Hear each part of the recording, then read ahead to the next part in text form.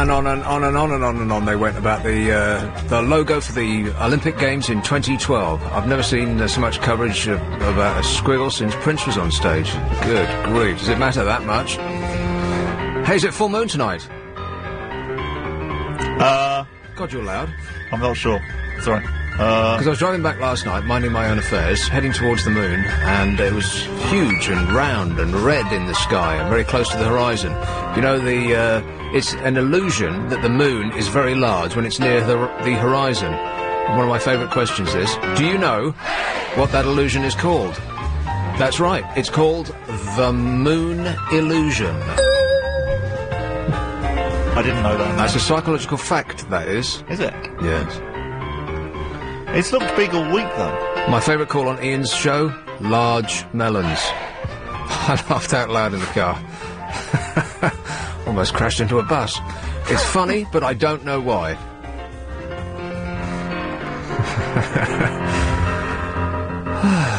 So anyway, we did last night, things that should disappear. That's what we did last night, wasn't it? Yeah, it was. Oh, yes. I've been in and out of bed like, you-know-what today. All I've been doing is sleeping and eating and working, and sleeping and eating and working. I'm a sleeping, eating, working machine. I've had 2 naps. Naps. Is there anything better than a nap? Let's introduce ourselves. My name's Nick, and I'm an alcoholic. Hello, I'm Bob, and I'm an alcoholic too. Hi, I'm Gary. Oh, crikey, that one's loud. And I'm very loud on the microphone. Right. Gary doesn't want to do much chatting tonight, apparently. Why not? I don't know, I don't feel like He's it. tired. Don't feel... Oh, well, me either. Yeah. See how much you can get me to do. See how much you can get me to do. Okay, What kind of an attitude is that to come to work with? I don't want to talk very much. I mean, how would that be if I said that? Well, you're the presenter. You're paid to speak. He's just paid to push the knobs. Well, it's sorry, Gary, I didn't mean to... A demarcation of labour here. I'm getting a flashback. 1970s, I'm on a Ford production line. Well, I'm sorry, but the brothers have been asked to turn a wing nut to the left, where it clearly states in the contract that they only turn wing nuts to the right. Tools down, everybody out. Not in my contract. Is that what you actually said? I don't have a contract. God. This is radio, boys. Up with the comrades. We're all pulling together as a team, right? Not We'll try. very chatty. Well, suppose I don't get any calls. Suppose I don't get any calls and I have to talk off the top of my head for 3 hours, looking at your shiny, happy faces, and getting nothing in return. Well, I didn't say that I wasn't going to talk. Right. You know, you haven't got both of us not saying anything. And what is it that you don't... What is it that's made you not feel chatty? Oh, go on, share it with the audience. The audience? Nothing, actually. I'm probably going to be okay. Let me warm up, and I might be okay. Right. Because we are concerned, you know. Thank you. How's your back, by the way? Oh, I'm glad you asked. It's been giving me jip all day. I do know, actually, it gives you an indication of what it's like to be old and decrepit, because climbing stairs is a problem, sitting down is a problem, because you know how old people sit down? They bend and point their buttocks at the chair and go and lower themselves halfway, and then their legs give up and then they fall. Don't they? Their thighs get to about the 45-degree level, and then beyond gravity do the rest. Yeah, beyond that they cannot cope, and then their knees just sort of collapse, and they're in free fall. They hope for the best. Yeah, bottom free fall to the chair from about a foot up, hoping that the chair will, you know, hold them. That's what it's like having a bad back, because you just... and getting up is a problem as well. You can't get up noiselessly. It's all like, oh, like that. Sounds like you're having personal relations. So there's that, and getting out of bed is an absolute bleeping nightmare. You roll to one side, and then you roll to the other side, and you bend your knees up to the chest, and all that's not going to work, and then, it's just horrible. And no one can help, because you can't totally relax the small of your back. It's one of the muscle groups in your body that you can't, even if you concentrate, you can't relax. So someone can't pull you up, because the small of your back goes, it just tightens up, and almost wants to go in the opposite direction. So that's awful. So you can't sit, can't stand, can't walk, can't climb stairs. What can you do? This is completely out. Not that I'd get the chance to do that anyway. Dim, distant memory, that is. No one's doing that anymore, of course. It's very old-fashioned. And I'm getting no argument through there, I notice. Anyway, last night we did a list that says, that was things that should disappear. And here's what we got. Me. I can't read my writing.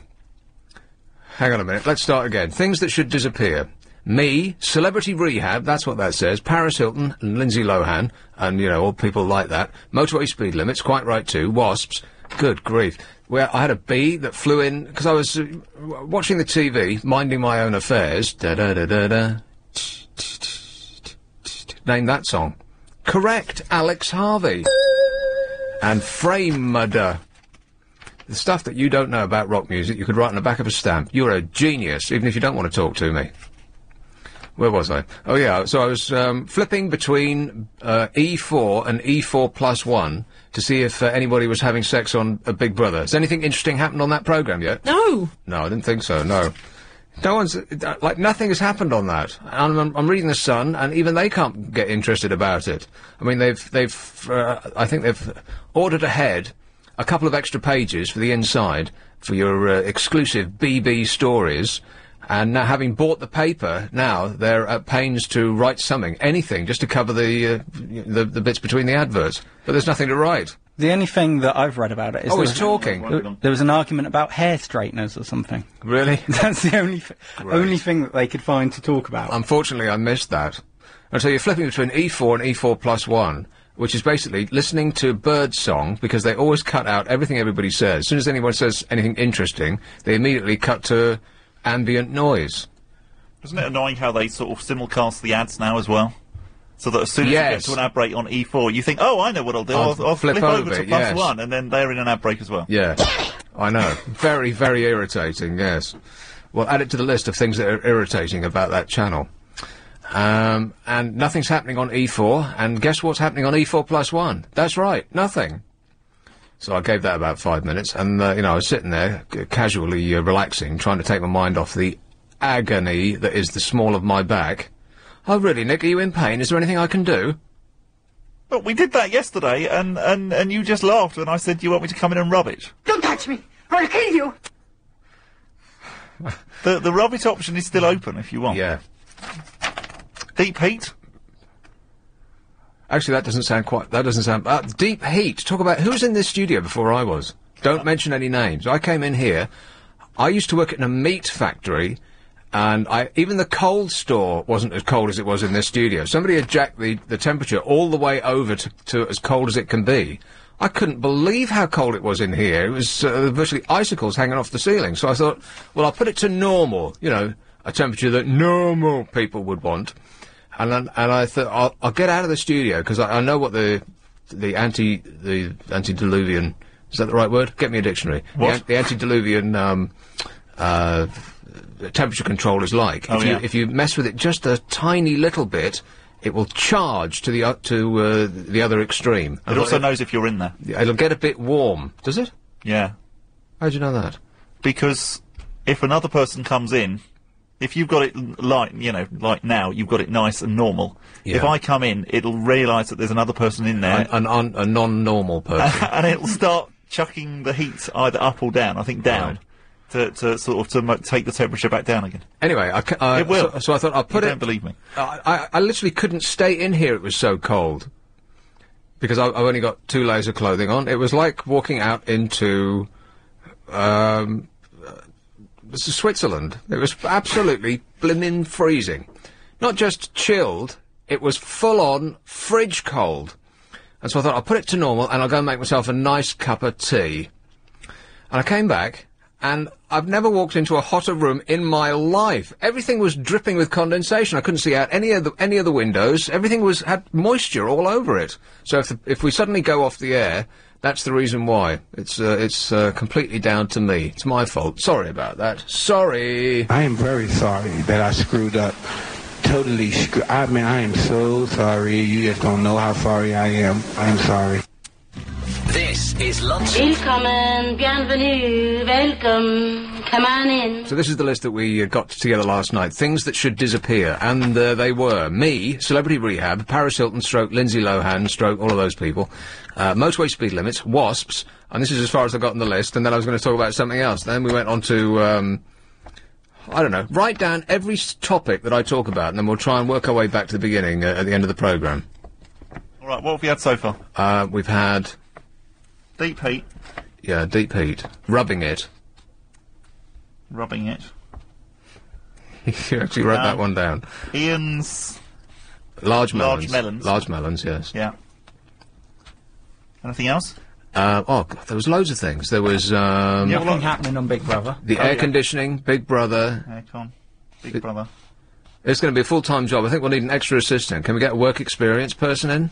Do they work this late? Yeah, yeah. Do they? Oh, if you put it out to them, we'll get loads of offers, I would think. No, I don't want to put it out to listeners. We don't want them coming here. No offence, but no, an actual, a real work experience people are. Well, a real work experience person who we've examined their CV, not just a bunch of nuts who show up at the building. Yeah, okay. You out of your mind? I'm the person who has to vet all the work experience. Do you? People. Yes. Oh, really? Vet them, in inverted commas.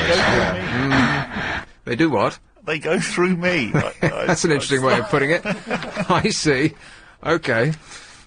Let's go with... Oh, I've got to do this list. I've got to finish at least one thought per show. I can never do this. My mind's just, like, flying all over. Wasps is where I got to on the list. I was sitting there minding my own affairs. Big Brother, that's another thing that we were talking about. An E4 plus 1, and nothing ever happens. Yeah. In through the window flew, and I'm not exaggerating in any way, a bee the size of a church. It was huge. It had its own postcode. It was massive. I'm not kidding. I freaked out. And then it went in the back of the telly, and oh, God, where is it? And you go and you gingerly look around the back of the set, trying to see where it is, and you can't see it. Oh, Struth, it's got itself tangled up in the hi-fi equipment. I'll never get it out now. It'll lay a nest and give a clarion call to its little mates. Because if you get a queen in there, you've had it. Is that bees, or is that wasps? That's bees. Is it? No, wasps, surely. What, queen wasp? Queen wasp, queen bee? Yeah, that doesn't make any sense, does it? No. Anyway, you'll be relieved to know that I managed to get it out. Isn't that, you can breathe a sigh of relief now. Phew. I can see the relief pouring all over your face. Did it survive? You couldn't care less. Did it survive? Yeah. What do you care? I'm just inquiring about There will still be honey for tea. What do all these people want? Well, I want to speak to you, probably. They were like, where's Clive? Oh. No, I haven't had much of that, actually. Oh, really? In fact, I haven't had any of that. All right, let's see what they want. Because we've said, you know. Have I finished a thought yet? Not so far, no. Oh, you haven't got through your list yet? No. You've got stuck on wasps. Remind me. Potter's Bar. Hello, Steve. Hello, mate. Steve. I'd like to give you a tip on your back, if possible. Yeah, go on then. Have you tried the tablet Ibuprofen 400s? What, without mentioning any brand names? Ibuprofen, you say? 400s, yeah. No, they sound fantastic. I've got a back problem like yourself, and this stuff works. You can buy it over the counter. Yeah. And you're on like about 3 pills a night now, man. No, you're on about, you take about 3 a day, 1 in the morning, 1 dinner time, and 1 in the evening. Yeah. It works, seriously. Couple just before you go out. Slamming, banging, crashing, action. No, not that bad. But, all right, I'll definitely give it a go. It's recommended. It does work. All right, thanks a lot, mate. Okay, mate. Cheers, ta-ta. If you crush them up and mix them up with a nice little bit of alcohol and then inject it into your eyeballs. My favourite way to relax. Here's Deptford. Hello, Les. Yeah, hi, how you doing? I'm all right, thanks. Okay, now problems in backs. Can I ask you a personal question? No. What do you wear when you go to bed? Nothing. That is probably your problem. What? Your small of your back, if you roll over in the night time, if you're hot this time of weather, is exposed. If you chill your back during sleep, you will get back problems in the morning. I guarantee it. Yeah, but I don't roll over. I lie flat on my back and then remain in that exact position all night long. Oh, do you? Yeah. You won't know that. Like to be honest with you, if you wore something like a pyjama top or a girdle, yeah, you wouldn't suffer quite so much back pain. I'll definitely think about it. All right. I'll tell you for why. Because your muscles are exposed to the cold.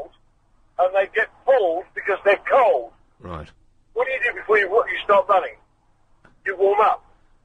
No, I usually think, oh God, I'm not gonna run. I never run anywhere. All right. That's all. Go back over it. And actually, has to warm up before you start to exercise. Yeah. Yeah. You have to do the same thing with your back. It has to be always in the warm condition before you start to use your muscles. If you have a cold muscle, you will pull one. Right. Guaranteed. Now, I had that problem for years. Couldn't work it out. I started wearing pyjamas, you know, proper pyjamas of a night time. Oh, yeah. Where did you get them, then? Just anywhere. Anywhere? Yeah, any striped? Shop. Paisley? Any shop. Cotton? Silk? Having back problems. Nylon? Whatever. My back problems are because my back is always covered and warm. Oh, right. And that's the reason why you pull muscles. Okay, I'll take that on board. Thanks very much, Les. That is the reason. Bye-bye. Cheers, mate. Ta-da. No, pyjamas, they're for children, aren't they? No one wears pyjamas anymore. Hands up in there who wears pyjamas. Well, not really pyjamas, but I do wear stuff in bed. Oh, the mind is spinning. Well, like tracksuit bottoms, that's what I wear in bed. Tracksuit bottoms? Yeah. You're going running in and a the t-shirt. Tracksuit bottoms? Yeah, they're comfy. Yeah, but they're a multiple layered item. Oh, I get cold in bed. I'm tall. I get cold in bed, I'm tall. The two don't follow. The taller you are, the colder you normally are, because only your feet. The blood doesn't sort of get round your. The feet stick out the end. It's true. Oh, I see. So your blood gets halfway around your body, and then what? Gets tired. Yeah, it does. It has to have a little rest, and so your feet and your hands get cold. I repeat my question of earlier on. Is it a full moon tonight? Only in here. You're making me feel like it is. So you wear tracky bottoms, but track bottoms have at least two layers. They've got an inner layer and a nylon-y outer layer. You can't wear those in bed. No, these are sort of, no, they're not like shell suit tracksuit bottoms. Right. They're like normal tracksuit bottoms. Oh, fleecy, cottony. Yeah, types. cottony tracksuit bottoms. Way too hard. No, they're all right. Well, I get cold. Wouldn't you rather that I was comfortable? Couldn't care less, mate.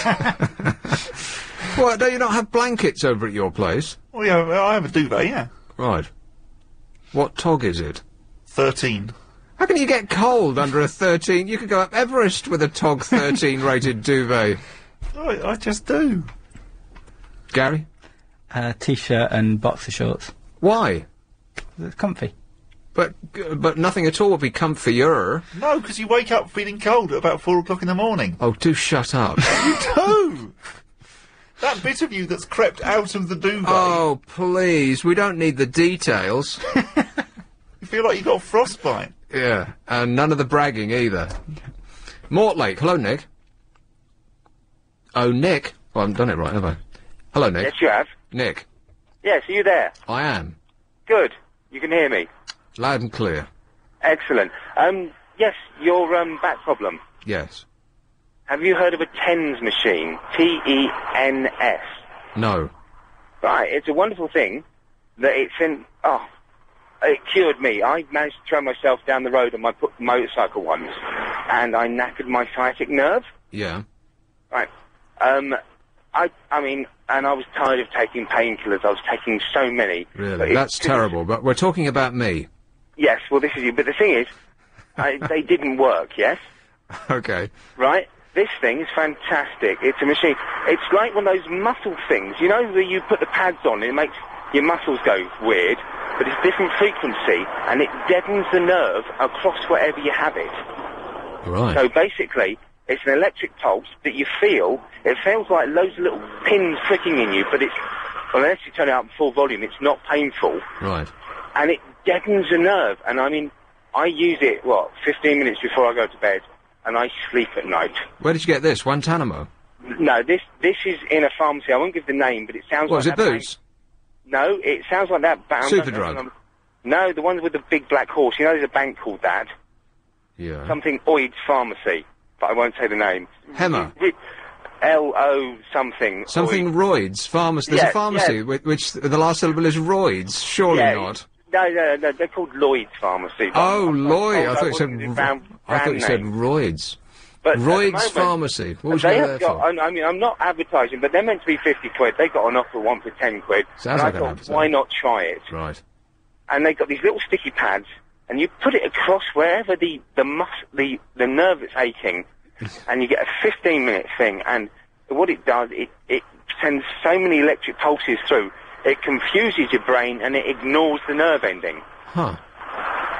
Well, I'm easily confused, so I'll give it a go. But honest to God, it's cheap and cheerful, and the thing works. Right. Well, that sounds like me up and down. Cheap and cheerful. All right? All right. Listen, thanks a lot, Nick. All right, then. Cheers, mate. Ta-da. And sleep well. All right, thanks. So what have we got so far? You have to electrocute yourself. I hope you're writing these down. Yeah. Yeah. Yeah. No, you're not. I am. Yep. I've got a long list here. All right, what have you got? Look, we're both writing them down. Mm-hmm. Double power. TENS machines. Yeah. I've no idea what they actually were. Were you listening to this show? That nice man just described it in detail. They're for pregnant women TENS machines. Are they? Yeah. Yeah, you did, like when you're in labour you use a TENS machine. I did not know that. No, Maybe you you're wouldn't, pregnant. would you? Wasps. What you wear to bed.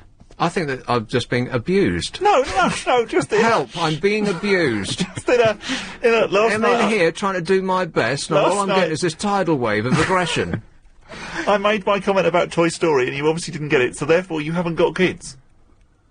No, but I have watched Toy Story. Yes, I know, but you were quite anti-Toy Story. No, not really. I just didn't know I couldn't really tell the difference between 1 and 2. It's just a cartoon with jokes. Well, okay, I managed to ascertain from the fact that your response to Toy Story that you now probably... it's like listening to a policeman. I managed to ascertain as I was walking in a northeasterly direction. that you hadn't got children, and therefore you probably didn't know about TENS machines. Are you calling me Baron? Sorry? No, I'm not. Are you making an inference about my sperm count? What the hell is going on here?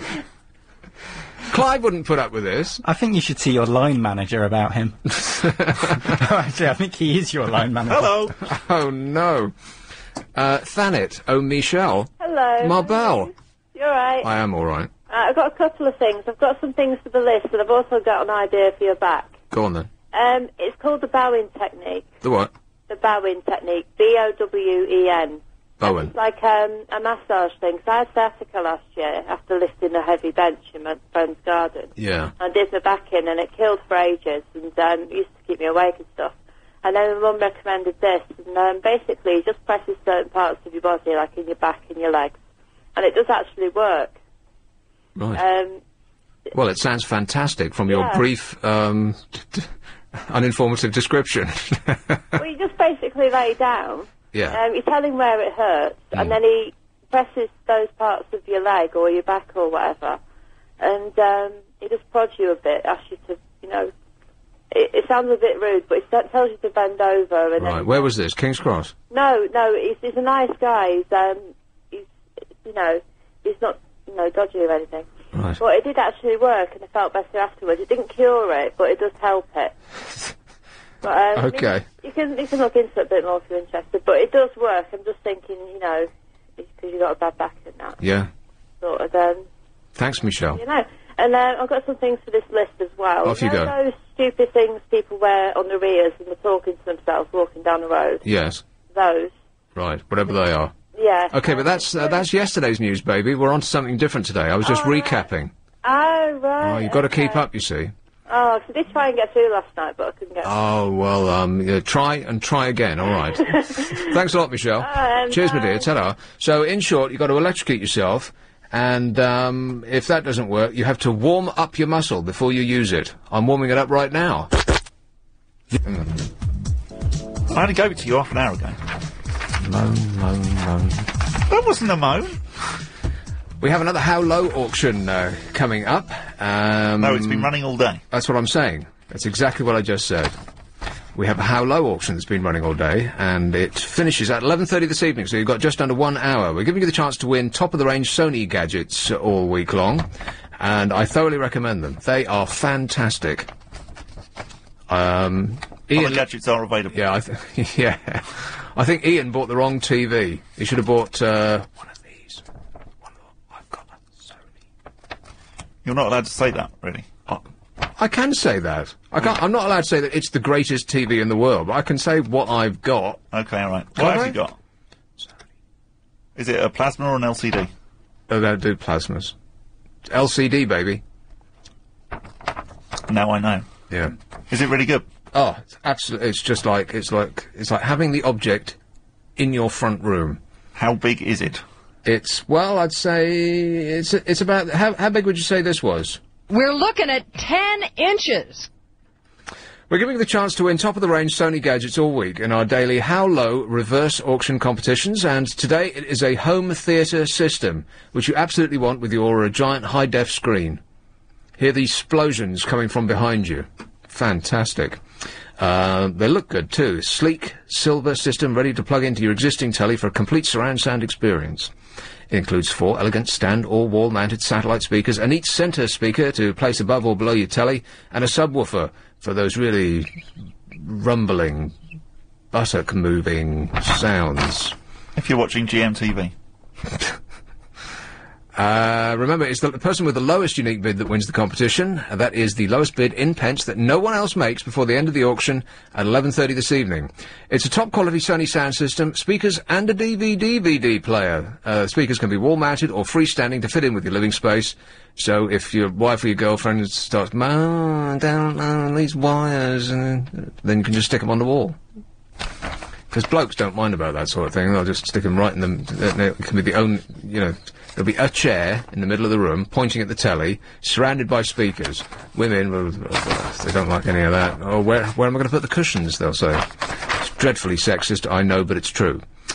Here is the information that you need. Text your bid in pence to 88821, preceded by the letters LBC. For example, if it was 73 pence...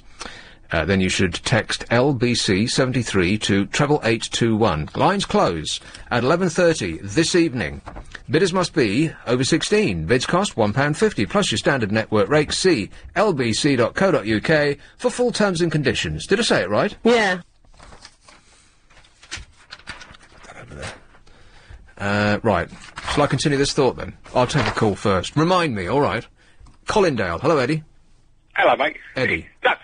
I'll tell you what, I've been hanging on a bit, and since I've been hanging on, I've lost the dog, I've lost the key to lock my van, and the other one is chasing a train.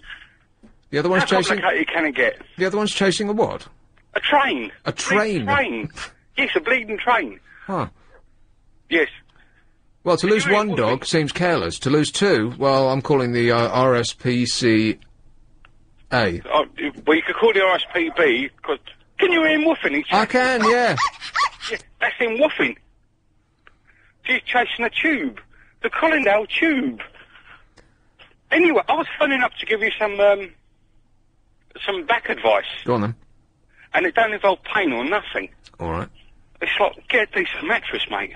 I've got one of the world's best mattresses. Have you got a Tempur? No. Well, that is, I've got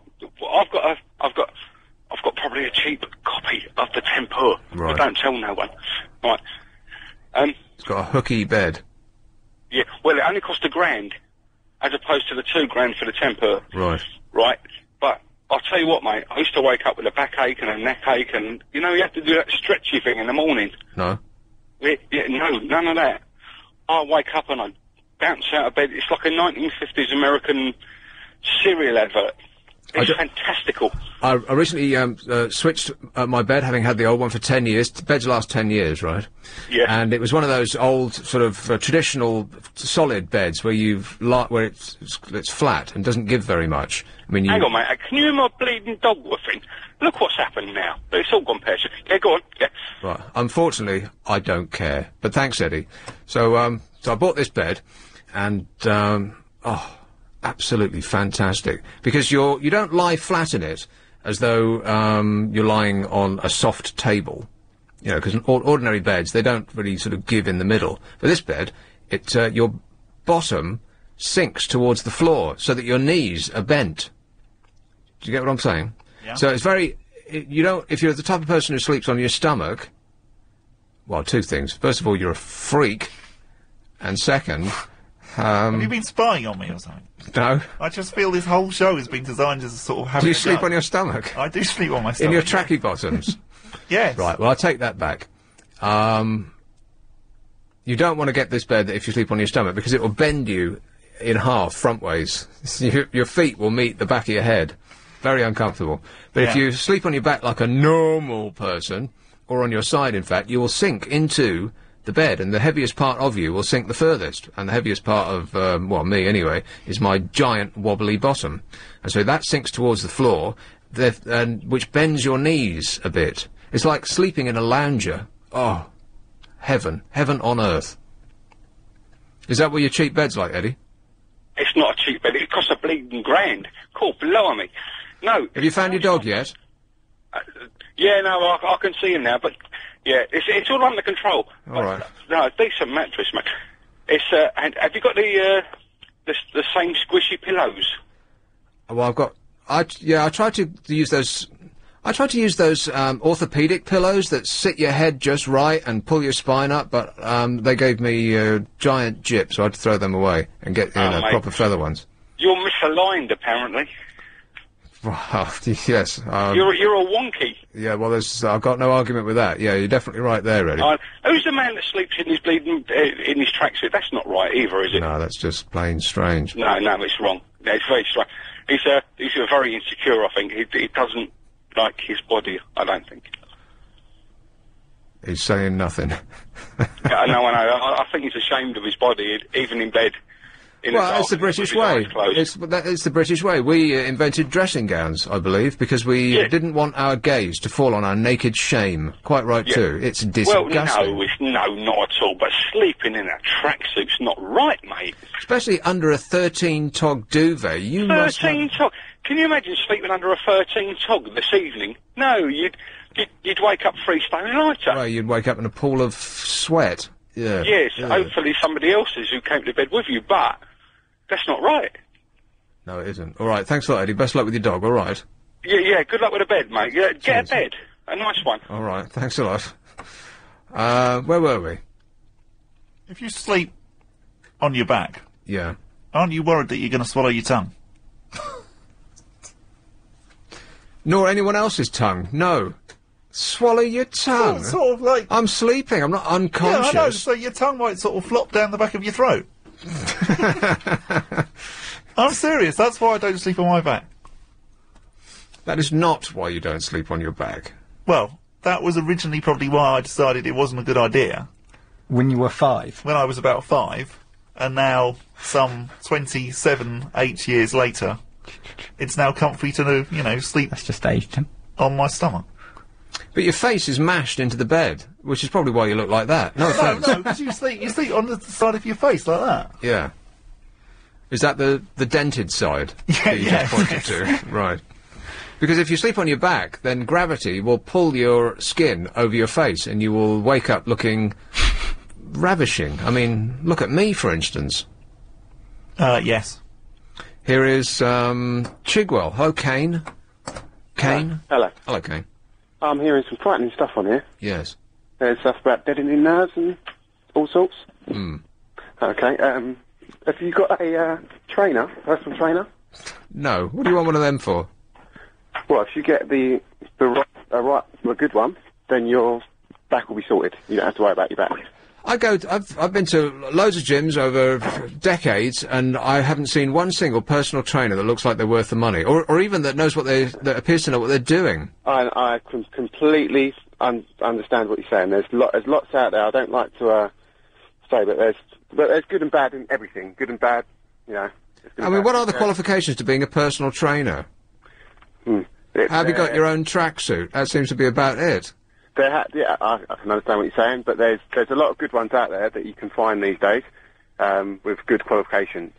But you need to find the right ones. It's hard to find. I know it's hard to find, but you can find them. It seems a bit weak, though, to need a personal trainer. Just motivate yourself. Just do it, like the advert says. You don't need someone shouting at you. Just get on with it. That's old school personal training. It's very old school personal training. You won't find that in the good gyms. You won't find that anymore. You won't find that sort of thing going on anymore.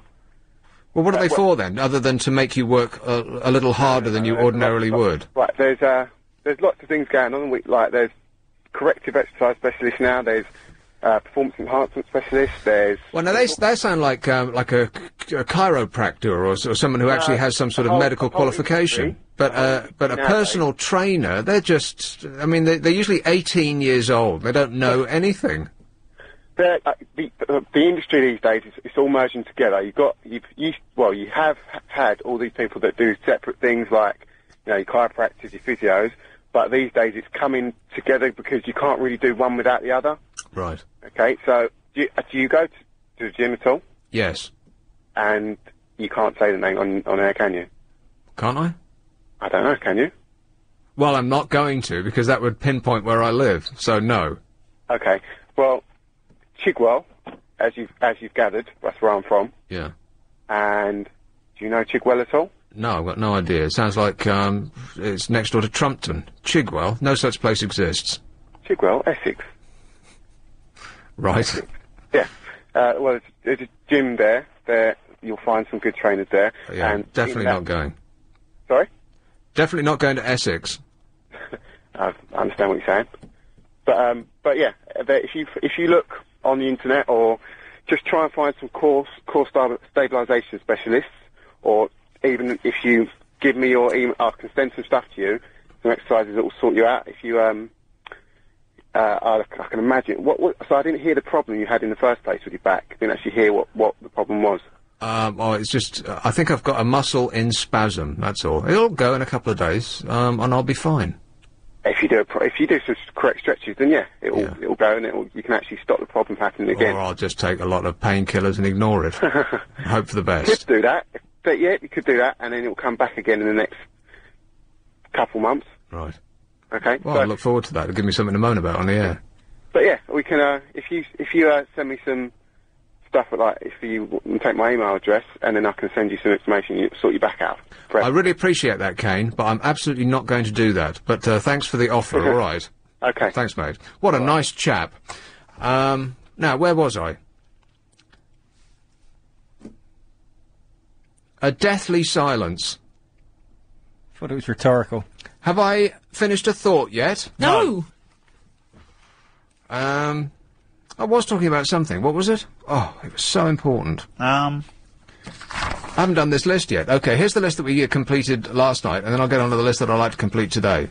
At some point before the show finishes. We're almost an hour in, and we haven't talked about anything yet.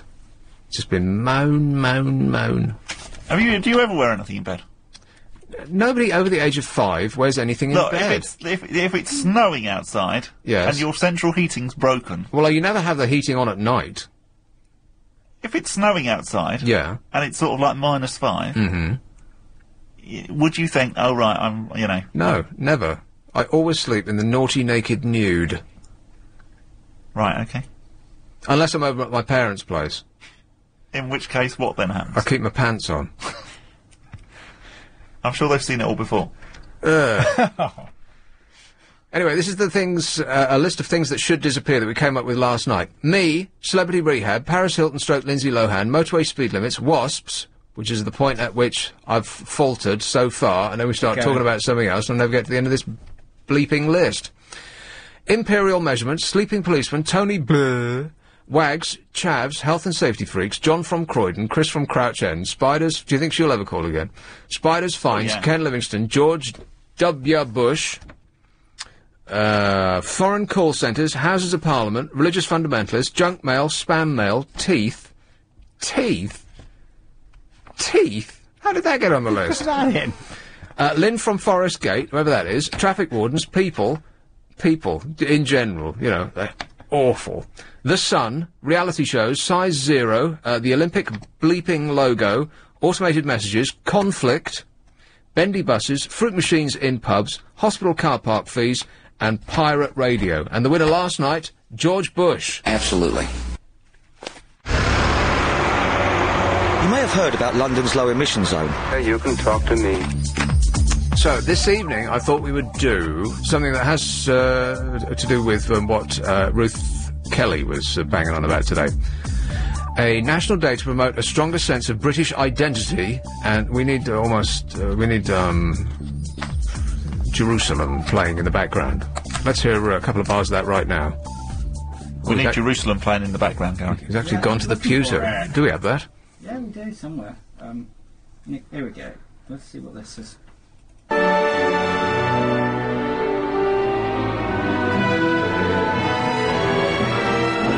wait till it gets to the chorus. Everybody join in. A national day to promote us. Oh, now I'm talking over people singing. And my DJ instincts kick in, and I can't do that. Do you want me to start it again? No, never mind. Okay. A national day to promote a stronger sense of British identity and prevent communities from becoming more divided has been suggested by two ministers. Communities Secretary Ruth Kelly and Immigration Minister Liam Burns say that it could be a new bank holiday. Struth, another one of those. People in radio don't care about that because no one on the air gets bank holidays. We have to continue working. Yes. Especially someone like you who probably has to work a bit more on a bank holiday. Yeah, that's right. That's everyone calls me up. Here, can you do Mondays? It's more work. Mrs. Kelly told the BBC the point of it would be to celebrate the contribution that we all make to society. I should be standing up and saluting while I say this. The two ministers say that UK communities need a stronger sense of what they have in common. And they said that the proposed National Day would celebrate British values and achievements. Prime Minister in waiting, Gordon Brown, has himself floated the idea of a day to promote the nation's identity. In a speech last year, he said it was important the Union Jack was recaptured from the far right and that the rebel alliance was crushed. So things that make Britain great. How about that? And I'll construct that list, and then we'll, towards the end of the programme, pick the one that we all can agree on in this scientifically formulated list of things that make Britain great. That is the one thing that we're most proud of. Wouldn't that be fantastic? We're not sure. Hoddesdon. Hello, Brian. Yeah, hiya. Brian. Always glad to lace daisies with a fellow back sufferer. Oh, yeah. Yeah, I don't know what going to choir practice is going to help you. I don't see what singing's got to do, but there you go. Lifts the spirits. Oh, right. But what I find is you want to put cold water on it to reduce the inflammation, then hot to reduce the pain. Yeah, that's exactly the advice that I used to get from my osteopath, yeah. My doctor says that the price the human race pays for walking upright. That's right. Yeah, you're supposed to put it, stand under a shower and put very hot water on the affected part, followed by very cold water, for about a minute each, something like that. But basically, it's just rest that does it. Right. That gets you better. That and a good dose of diazepam helps as well. Okay. All right, I'll take that on board. Thanks very much, Brian. Another unsatisfied customer. I said thanks, Brian. Okay, cheers, mate. Cheers, mate. Ta-da. It was the diazepam. It's gone to his brain. He can't, you know, take a couple of pints of that and he can't hear a thing. Catford. Trixie. Hi. Trixie. I think you should shallow fry it in garlic butter. That should do the trick. Yeah. Definitely. I happen to have some information in front of me about a TENS machine. Okay? Your doctor might be able to let you borrow one from the NHS to test one out. This particular one costs $29.99. You can get them at, for example, Lloyd's Pharmacists, and they can be quite useful if you have pain. That's the electric needly thing, right? Yes. I tried it for my arm. I had a very intense pain down my arm, but it didn't agree with me. It doesn't work with some people, but it does give a lot of pain relief to other people, particularly in the lower back. Right. So it's worthwhile trying it out. Okay. And for $29.99, it's not too bad. It is as nothing. Yeah. Absolutely. All right. You might even be able to try one for free, first of all, at the hospital. Anyway, you're in good spirits today, as usual. Well, I've had 2 naps today. 2 naps? Yeah. So you're sleeping in the nude, you sleep on your back, Yep. so you can't have anybody else with you. Huh? You can't have a companion with you at the moment. Where would they sleep? Would they sort of fall into a chasm as well? A chasm? Yes, well, you said that you're sort of going up and down, and if anybody changed position, then they might sort of slither down into a cabin or something. It's not a well, Trixie, it's a bed. I know. All right. I think you're giving it too much thought. I'm concerned about you. Well... It's just you had somebody there, they could massage your back. Yeah. That would be even more fun for you. Well, maybe. Maybe, precisely. Yes. All right, thanks, Trixie. That's all right. Cheers. Ta-ta, dear. Feel better soon. All right, thank you. Bye. Everyone's so concerned. Am I laying it on too thick? No. Right. White City. Sarah. I'm not really in White City, but okay. Sarah. Yes. Yes, Sarah. I just woke up from a nap. Aren't they great? Yeah, when you were saying something like everyone's calling in and saying, where's Clive? Then I woke up. But I fell asleep in my bathing suit, in my bikini. Okay. Where were you? I was in my waterbed. In your waterbed? Yes. You got a waterbed? I have a waterbed, yes. Wow, it's a flashback to the 70s. How fantastic. A waterbed. Yes, a waterbed. So have you ever slept on one? Slept. Define slept. Have you ever... Fallen asleep on one? Fallen asleep on one? No, but I've been on one. Well, and I can't imagine how anybody could fall asleep on one, because you never stop moving. No, I want to talk to you about the merits of sleeping on a waterbed. Yeah. Okay. Now, first of all, waterbeds, they're heated. So it's like sleeping on a huge water bottle. Groovy.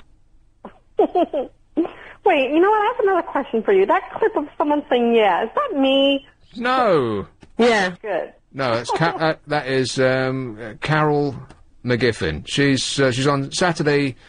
Is it Saturday or Sunday? Sunday normally 10 till 1, but she's also on Saturday at the minute because Jenny Eclair's in Australia. Yeah, her show's, you know, it's all right. Oh, right, yeah. No, I really mean it's really quite good. Oh, right, yeah. Yes, I've been listening to her, except not last week because someone else was on, I think. Right, she probably couldn't drag herself out of the gutter because of all the... booze. Mr. and Mrs. O'Brien, I think, were on. Right. Never mind. Anyhow, so back to the waterbed. Okay. Why have you got a waterbed? No one's got a waterbed anymore. I've had waterbed since I was 15 years old. Right. But isn't it uncomfortable? Not uncomfortable, really, but disturbing that it just keeps moving. I mean, you turn over in the night, and 3 hours later, you're still rocking around. No, it's 20 seconds. So I've got, like, the 20-second waterbed. So if you move, it still sort of moves around for 20 seconds after that. Right. You can buy the waveless ones, but, I mean, what's the point of getting a waterbed than getting it waveless? Quite right. You know, if you're going to go for it, you know, go big.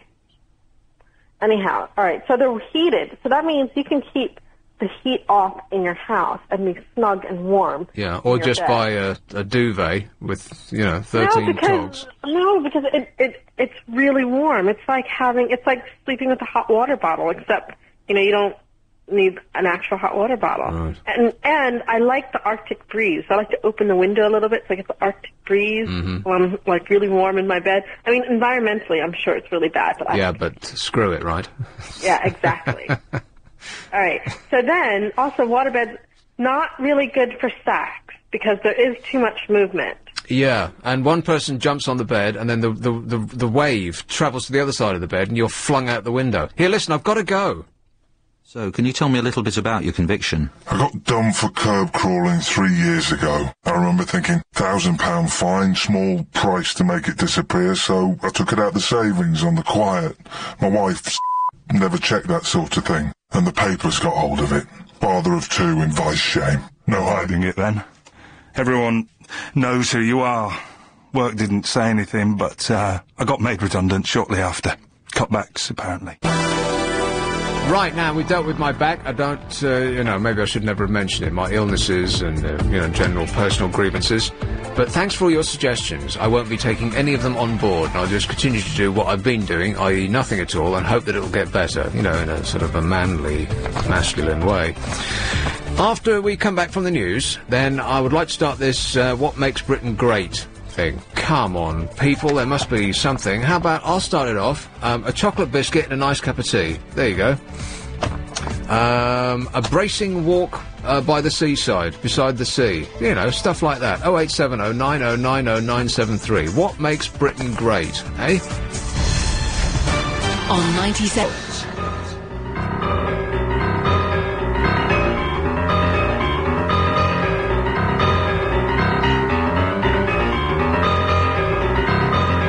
So is it a full moon yet? No, it seemed it was Friday. Large. It's been and gone, has it? It's been and gone, yeah. Right, well, strange behaviour often happens not necessarily on the full moon, but several days before or after, which would explain a lot that's been going on so far this evening. And it's a phenomenon that the police are now taking seriously. Did you read about this? Extra police officers are to patrol the streets of Brighton on nights when there is a full moon. It follows research by the Sussex Force, which concluded that there was a rise in violent incidents when the moon was full. And also on paydays. Which is presumably because everyone goes to the pub and chucks it all down their throats. Inspector Andy said that he'd compared crime statistics for Brighton and Hove with lunar graphs to discover the trend. The legend that people can become violent or even turn into wolves can be traced back to ancient times, and some say because people are made mostly of water, lunar gravity pulls them in the same way that it does the sea. Which makes sense, I suppose. It scrambles our little innards. Why would that make us more violent? I don't know. It sounds like we should be running towards the sea, not more violent. Well, if it can yank the sea, then it would surely have an effect on something as small as us. Yeah, I'm just not sure why it would mean that we start hitting each other. Nobody's been able to explain the link between lunar cycles and human behaviour, and a spokesman for the Sussex Police said, research carried out by us has shown a correlation between violent incidents and full moons. So, think twice about going outside when it's a full moon, really, because people people are awful enough as it is, but during a full moon, it's nuts. It's a fact. It is. Mr. Parr said that he'd be interested in contacting universities who may be interested in examining the link further. He says, from my experience over 19 years of being a police officer, undoubtedly on full moons we do seem to get people with sort of stranger behaviour, more fractious and argumentative. And I think it's something that's been borne out by police officers up and down the country for years. So it is not just something you see in the movies, it is an actual fact. Well, we only deal in the experience? Facts, ma'am, huh? What's your experience as a radio presenter of that? Well, you do ascribe nutty callers. You try and come up with some reason why some shows are crazier than others, and it's one of those things where, if you're waiting for a tube train and it's one of those platforms where you can see trains going in both directions, and you'll be waiting for yours, and then a train goes in the other direction, and then another train goes in the other direction, and then another train goes in the other direction. You think, blimey hell. 3 have gone that way, and I'm waiting for one who's going this way. The only reason that you ever see that is because going the other way, you get on the first train so that you never see 3 trains going in the opposite direction. Right, yeah. You get me? You are correct. I think so, yeah.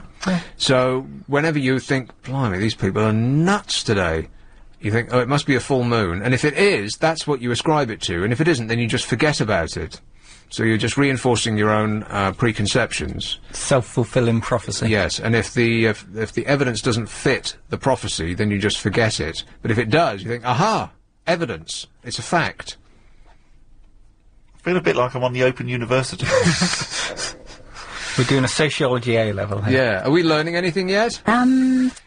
Hi, Louise. Hi, Nick. How are you? I'm fine, thank you. How are you? Super. Thanks for asking. Good. Right, things that make Britain great. What makes Britain great? A chocolate biscuit and a nice cup of tea, a walk beside the seaside, beside the sea. Yes, that's what we've got so far. Mine's is sort of like that. I've got sunny weekends at the seaside. Right, well, we've done the seaside. So, walk in the park's always nice. A park? That's not... Yeah, that's not... go on the swings. All right, going on the swings. Yeah, especially if you're with someone that you like. So, that's nice.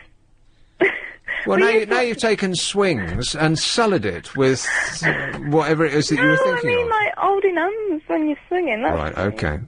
we used to watch a bonfire night. We used to watch a fireworks display from our park. I'll put bonfire night on the list. That is uniquely British, yes. Yeah. And they're all family.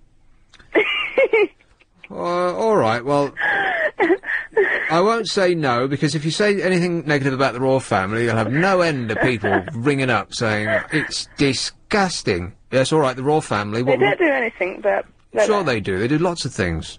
We'd miss them if we weren't. Yes, we would. Yeah, there'd be giant holes in our newspaper where they'd have to fill it with what Posh Spice has done this week. Like the BBC. Oh, the BBC's another British thing as well. Well, we can't do them. They're our direct competition, so we'll leave them off. Sorry. I'll put LBC. Yeah, put LBC. There you go. I missed that one. That's a save. All right. Oh, you know why the moon's supposed to make people go crazy? Go on. It's because our body's, like, most of it's water. Most of it's water. And the moon affects the tide, so that's why I think it makes people go crazy. I know. We were just saying that. Were you? Which show are you listening to, Louise? I think I was listening to you. Right, okay. Keep listening. Thanks a lot, dear. Ta-da. That's fine. Here is Burton-on-Trent. Oh, Aid. Hello, Nick. Aid, well, all right. How are you doing? I've heard about your back. Yeah, moan, moan, moan. I'd never thought I'd see the day where you're on the air moaning about your back. I know. I'm not known for my moaning. Yeah, you're quite right. I mean, it's not until you actually have it. Have you ever had problems before? Yeah, every now and again, like sort of like once a year, once every 2 years, I do have my muscle. A muscle goes into spasm just because you sit up wrong or you get up wrong. It's, it's just one of those things. Like sometimes when you wake up, you've slept with your neck in the wrong place and you can't move your head around. Like, it's just one of those, I'm laughing, but that's not actually quite funny, is it? But you're not gonna seek medical advice or anything about it. Oh, it's not that serious. I'll struggle through. I'm a brave little soldier. I think when I did my back a couple of years ago, I had to... Really? That's interesting, but we're talking about me. No, I just said it took me... I had to pay for myself. It took 6 weeks to, You can't have 6 weeks of agony, can you? Well, I used to go to an osteopath on a regular basis. There used to be this woman who looked like an advert for yoghurt. She must have been in her mid-50s, and she looked, absolutely fantastic. The healthiest looking woman you've ever seen in your life. She used to get up at sort of 3 o'clock in the morning and throw herself into a lake and swim around, and then she used to play tennis, and then she used to eat tofu, and I've never seen anybody look so healthy in my life. She had the strongest hands. Have you ever had a massage? Yeah, I'd have mine off a bloke, though. Yeah, well, you go to a gym and they give you a bloke. That's right. And I had one from a guy. He was the size of a small building, massive bloke, and he was like my osteopath, a 50-year-old woman. He said, "Oh yeah, they're not. People aren't very good. They're like skin polishers." That's exactly what it was. He was like just sort of feeling me a bit, and I'm saying to him, "Well, you can go a bit harder than that, This giant mountain of muscle." And he's like, really? Harder than that? And then he's pressing a bit more, but it's not getting into there. You want him to virtually push his hand through your body. And the 50-year-old woman, she had the strongest hands of, she was practically like the Terminator. And you were and you didn't go there for pleasure. You were in pain all the time, but but it really worked afterwards. So you didn't go there just, I'll have a bit of a massage, because there was nothing pleasant about it. But I think once you start going to an osteopath, you have to keep going to an osteopath. It's like a self-perpetuating level of discomfort, because she'll put you right and sort of stretch you out a bit, and you'll leave 2 inches taller than when you went in, but then gravity takes hold, and shunts you back down again. And so in another week's time, then you need to go back again. And then you just get on this cycle where you constantly have to go back to feel normal. And I had to wean myself off it because it costs a fortune. It's down to like 2 or 3 hours a week. Yes. No, but, well, what I was actually talking about, the other week it was the Neighbours thing that I mentioned about the bidding. TV channels seem to be bidding against each other these days. Now, channel, you know that Sky have got the rights to Prison Break. Prison Break, yeah. You know that. Well, yes, I read about that today. That's good. So it'll be in HD, baby. Yeah, I mean, that's not something I actually watched, so I won't miss it. But, I mean, poor people like me can't afford to Poor people. The Swan's about in an executive open-top sports car. You've got a £2,000 mattress to sleep. No, you want to watch Prison Break. Prison Break's fantastic. Yeah, but I've sort of, what season are we on to with that now? I mean, Well, it's never too late, and once the next series starts, then catch up with it. It's as good as, well, it's not quite, it's in a different sort of category as 24, but it's one of those great American, I was going to say hour-long dramas, but it's not actually an hour long. Anything that's an hour long in America is actually 40 minutes long, which makes only one a week. It's just too insubstantial. So you want to collect them all and watch them all in one go, the entire series. Yeah, what DVDs are for. I mean, these... Yeah, exactly. It's too expensive to have TV. Plus, I never watch it, so... But we can't produce anything like that here. Well, when was the last series of hour-long sort of drama series that was British, that was worth watching? The Americans have got The Sopranos, they got 24, they got Lost. I mean, I gave up on Lost, but a lot of people like it. The Prison Break, there's no end of things. I mean, if you start going backwards in time, then they've got Hill Street Blues and CSI and all of those great things.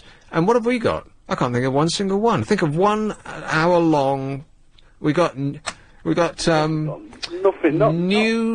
Tricks with that Dennis Waterman thing. Boring. Oh, please, is that the best we can do? I know we all age. I mean, that's since Minder. I mean, it's like it's aged really quickly. And obviously everybody ages, but I mean. Well, Minder. That was in this. When was Minder? I guess the Sweeney was the 70s, so Minder must have been the 80s. That's a long time ago, mate. Yeah, I'm about now. It started in 79, and right. He did it about 89. And what year is it now? 2007. So 79 minus 2007. Good grief, that's almost 15 years. No, I mean, but apart from Minder, you're right. There's absolutely nothing at all.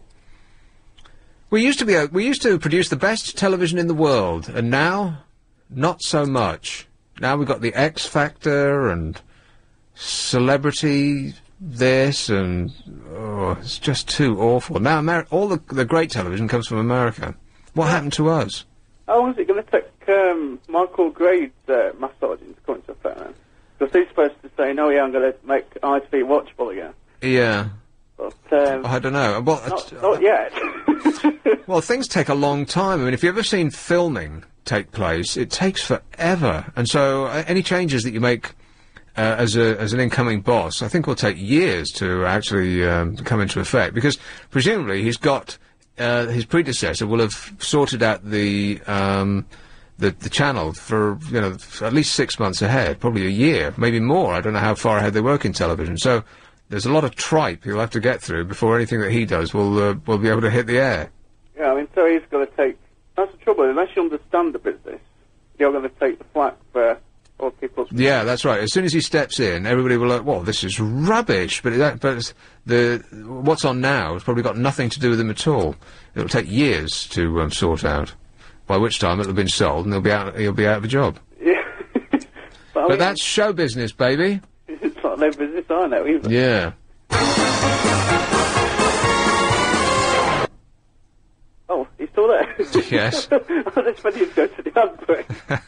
It would have been a good time to do it, wouldn't it? Because we're 2 minutes late already. Yeah, well, have we done you, Aid? Yeah, well, here's the ad break. Yeah, a professional. He's in, he's out. This is London. Oh, in and out, love. I've just come to read the meter. Right, there's about 10 minutes to go for the How Low auction. It's a Sony home theatre system. You know, the surround sound jobby that will really upset your neighbours. 4 elegant stand or wall-mounted speakers in each centre speaker and a subwoofer to really shake your foundations to the ground, is the phrase I was going to go for. It also includes a DVD player. And the idea of a Howler auction is to text your bid in pence and pick an amount that nobody else chooses. And it's the lowest unique amount that wins. 88821 is the number to text to, so if it was 73p, you would text LBC 73 to 88821. Lines close at 11:30. You've got 10 minutes. Bidders must be over 16. Bids cost £1.50 plus your standard network rate. See lbc.co.uk for full terms and conditions. Did I say it right? Yeah. 10 minutes, boys and girls. Right, the Britain great thing. What makes Britain great? So far, not much. Let's have Greenwich. Hello, Sarah. Oh, Sarah. Why do I keep pressing this and nothing happens? Sarah. Hi. Sarah. Oh, hi. Hello, Sarah. What happened? I don't know. Okay, I've got a bad back to do. Oh. I'm only 21. Can you imagine what I'm going to be like when I'm, like, 50 or something? Still moaning? Yeah, probably. Really hurts, though. Oh. But also, I just thought I'd let you know, I've got a bed, and it's got a mattress, right, a duvet, and 2 pillows. I was just taking the mickey there. Right. Sorry. So, anyway, things that make Britain great, yeah? Mm-hmm. Okay, it has to be the music scene. So we've got really good bands, like Muse, Arctic Monkeys, we had the Beatles. I'm going to stop you about the Arctic Monkeys. You know, I thought there seems to be a one-trick pony. They'll start the song in one way, and then about halfway through, they'll change it, and they'll double the speed, or they'll change the, I don't really know what I'm talking about with music, but, you know, they'll change it in some way, and then they'll change it back. And no song is actually like a song. They've all got some sort of smart alecky thing in the middle, and they're all the same. Yes. Maybe you're right. I'm not they'll up the speed, or they'll put in another tune in the middle of a tune. It's like it's an exercise in trickery. I don't know. It seems to lack soul. Oh yeah. Muse, I'll give you Muse. Yes. These are amazing, and we've got people like Amy Winehouse. Oh please. Oh, Amy Winehouse. Is she dead yet? She did, yeah, that's not right. She looks like a giant mess, Amy Winehouse. She's got the thinnest limbs of anyone I've ever seen in my life. And she's really ugly, but, my God, that voice and her talent is amazing. I think she's awesome. She sounds like a drunk. She's a comedy and the best radio. Well, we absolutely do not have the best comedy. You're completely wrong there. No, I'm completely right The here. best comedy? Okay, we've got Richard Herring, Stuart Lee. Richard Herring? Yeah. Who's that? Don't you remember Lee and Herring? Yeah, don't you remember? They're fantastic. We're going to go and see Stuart Lee soon. Are they the couple that are advertising Apple? Is it them no, two? No, that's Mitchell and Webb. Right. Lee and Herring. No, I don't know who they are. Simon Munnery, Kevorlock, Russell Brand. Oh. Oh, give over. Honestly, what are you like? We've got the best comedy and the best... No, we don't. Like, everyone that you just mentioned proves it. Oh my God, you call me a moaner. No, I'm just giving you the facts, ma'am. No, I'm giving you the facts. No, we definitely don't have the best comedy. We just flat out do not. Okay. Oh, well, that's your opinion. Not mine. I believe that makes you wrong then, doesn't it? You see, you're so wrong. Just because I'm younger than you doesn't mean you're right. And we've got the best countryside as well, I think. We've got lovely countryside in Britain. Yeah, that's what they say in Switzerland, yeah. Mm-hmm. We've got, you're so mocking me.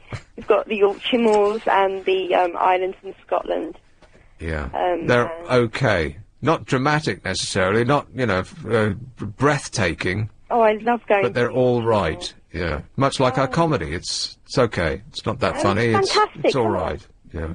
Oh, now, things that make Britain great. Come on, Sarah, you're not doing very well. That's what I think makes Britain great. Right. Okay, well, thanks for the input, dear.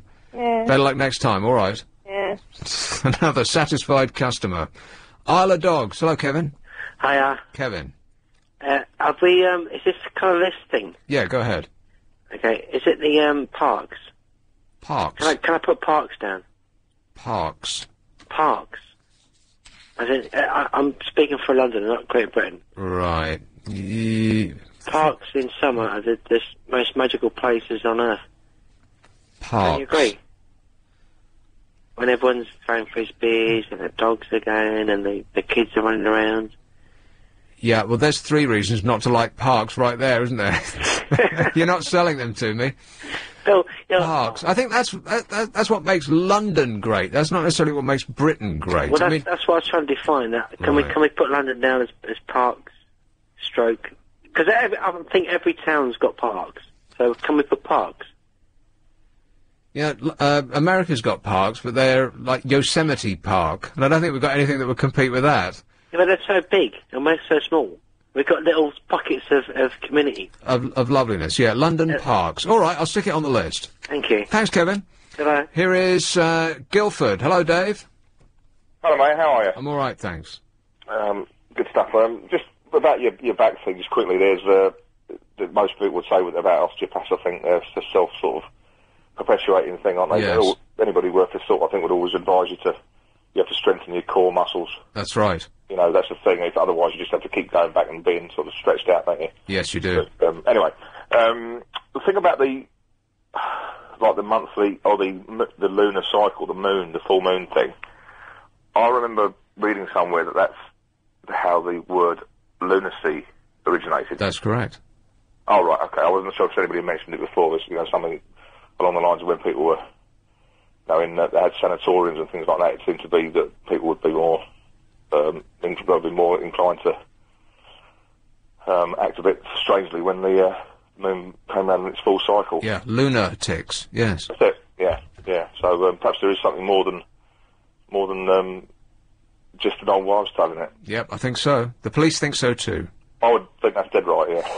All right, thanks, Dave. Okay. And the UK. Do you want something for the UK? Yeah, go on. I would think.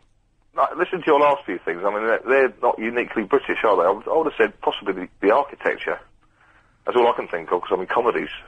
We've got some good comedians, but then so does a lot of other countries. Yeah, that's right. The architecture. Maybe some of the sort of the old buildings, perhaps, and. I suppose you could say that's not uniquely British either, is it? I think I'm struggling. I think Paris would have a finger raised. Yeah, I think I'm struggling to find something uniquely British, apart from maybe the sense of humour. Yes. All right, thanks a lot, Dave. Mate. Cheers, Bye-bye. ta-da.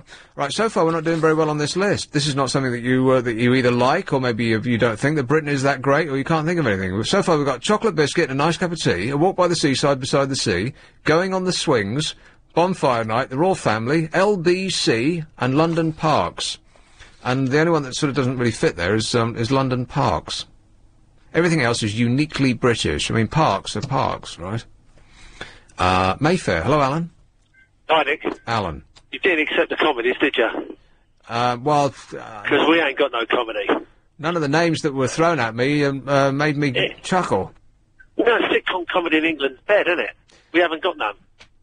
I can't remember. Well, you'd have to say The Office, I suppose. But then when you revisit The Office, it's less funny and more uncomfortable. Yeah, but more people didn't get The Office than people would have got it. Yeah, yes, its success was relatively small compared to the population. Compared to its effect on media, it wasn't watched by many people. Yeah, but American comedy outstrips us completely now. Totally, yeah. Even in cartoons. We just cannot do it. Did you put queuing down as British? Queuing, absolutely. That's got to go on the list. Alcopops and Asbos. Yeah, all right. See, now we're running. Queuing, Alcopops and Asbos. Thank God for you, Alan. Thanks a lot, mate. Cheers. Bye. All right, now we've got a list. You got any in there? Queuing, Q-U-E...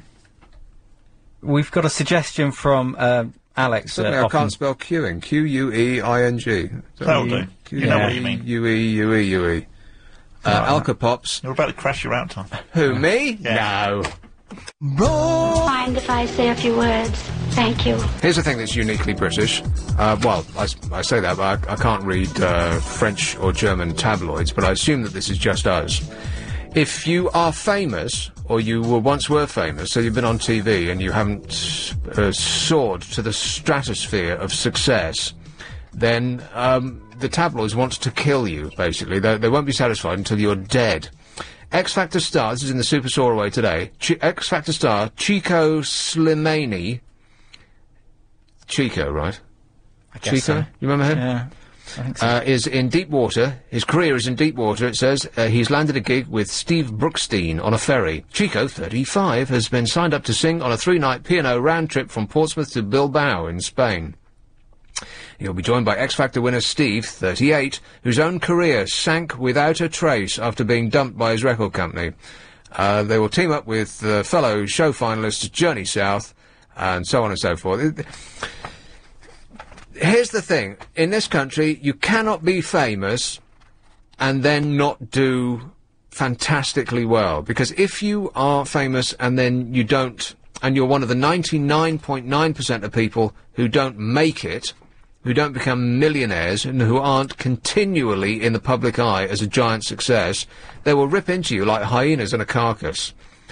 They smell the a hint of failure, and then they just just rip you apart, basically.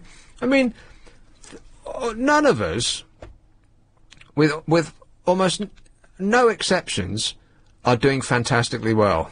Am I right? I think you're right. Yeah. I mean, the people who are famous and are rich and are doing brilliantly, you could name on one hand. Posh Spice, her husband, and then you start to run out. And anybody who's not earning, 10 million a year, who's not on TV all the time, who's not always in the papers, who don't have people fawning over them constantly, are a failure, and we will ram that home, and we won't be happy until they've committed suicide, it seems. It's like, they are like a pack of wild animals. And if there's a hint of, weakness there, they'll go for you. Let's build them up, knock them down. Yes, exactly. That's very British. It is, yeah. So how would we describe that? Isn't it just build them up, knock them down? All right. I think that's... Australians call it tall poppy lopping, but that's different. Really? That's people who get too full of themselves and they want to bring them down. The Dutch have that too. You don't want to stand out. You want to be, just a part of... you want to be just another cog in society. You don't want to be too full of yourself. Mm-hmm. But that's tall poppy lopping, which is different to us. It's not that people put their head above the parapet. It's that if you wanted to achieve something and you didn't, they'll kill you for it. It's kind of unpleasant, really, isn't it? But that's what we thrive on, and we love it. I mean, all of the magazines now, whereas relatively recently they used to want photographs of celebrities looking nice and well made up and smiling and so on. Now they're not interested in any of those photographs. Now they want celebrities, with cellulite. And Britney Spears was in the paper today. I mean, there's a woman that looks pretty good, as far as most of us are concerned. But she's got a little bit of a wobbly bottom, or at least she did in that picture. Or if she didn't, then they'll forgive the phrase, touch it up to make it look like she does. And the splash headline will be, dimply thighs, fat bird, doesn't she look disgusting? Or somebody who was on TV 10 years ago, 10 years later, big surprise, they're 10 years older. But they'll print a picture of it and say, oh, look at this decrepit face. They've got old, and they're just I feel kind of uncomfortable with it, don't you? Yeah. They just are interested in pictures of people looking awful now, and I think that that's a uniquely British thing. We can't... I don't know what would you ascribe it? That we don't like anybody... Is it the class system where I think it's like a throwback, isn't it? It's like a jealousy. Above themselves. Yeah. Yeah, it's part of a jealousy thing, but it's... But because... I'm getting kind of lost here, but... I think I know where you're going, because the kind of thing... If you say people from, like, the working class are thinking that about people from their own class that are trying to go above... Right. It kind of goes all the way. It's like if someone from one class tries to get above themselves, people from their class it's not really a support, and it's like, oh, you've left us behind, so we don't really care. That's right. And from a different one, it's like, well, you're trying to be us, so we don't really want you either. We don't want people to rise above their station. Are we still like that? I think we are. I think we are. But that doesn't really make us great, though, does it? No. Oh, I forgot we're supposed to be great British. Hammersmith, hello, Paul. Hello there, how are you? I'm alright, thanks. Jolly good. I was going to say some of that as well, actually, about being British, but I suppose it's not really great, is it? A couple of things that I think the class was great. A bit like this side, Kingdom Brunel, some of our big engineers of the past, some of our engineering history in general. But we had taxi engines and things like that, steam engines. Well, that's been really, really good ones. Our engineering heritage. Yes, and also on that sort of similar sort of thing, transport, like their minis, and the Land Rover, French 4x4x5. Yeah, they. Who owns Land? Well, not really. The Mini's German. Who owns Land Rover now? Yeah, but that's like now. But originally it was. We took the history. Right. Originally, Land Rover was Land Rover. It was brilliant. It was a start of a big thing, and it is now. And a Land Rover's owned by BMW, I think, now, isn't it, or something? Ford own it now, don't they? Sorry, right, Ford own Ford owned Land Rover, but which is not quite so British, I know. But and the other thing is things like our class system, like the Lords, the House of the Lords, and all that sort of stuff. I mean, you can't get much more British than that. You go up there, and it's just like all that pomp and circumstance and pomp and circumstance. I'll put on the list. There you go. I knew I'd get one on there. You got to put Land Rover on as well. Go on. But it's American now. If Ford owned it, then. Yeah, but that's now. We were talking about. Well, it's talking about things, but you can say the same about the Lords. I mean, they're not necessarily all British now, are they? In there. I think we'll go with pomp and circumstance. Thanks, Dick. 1 out of 2's not bad. Thanks, Paul. If you were taking an A-level, that would be an A pass. Here is the M40. Hello, Bill. Hello, Nick. Bill.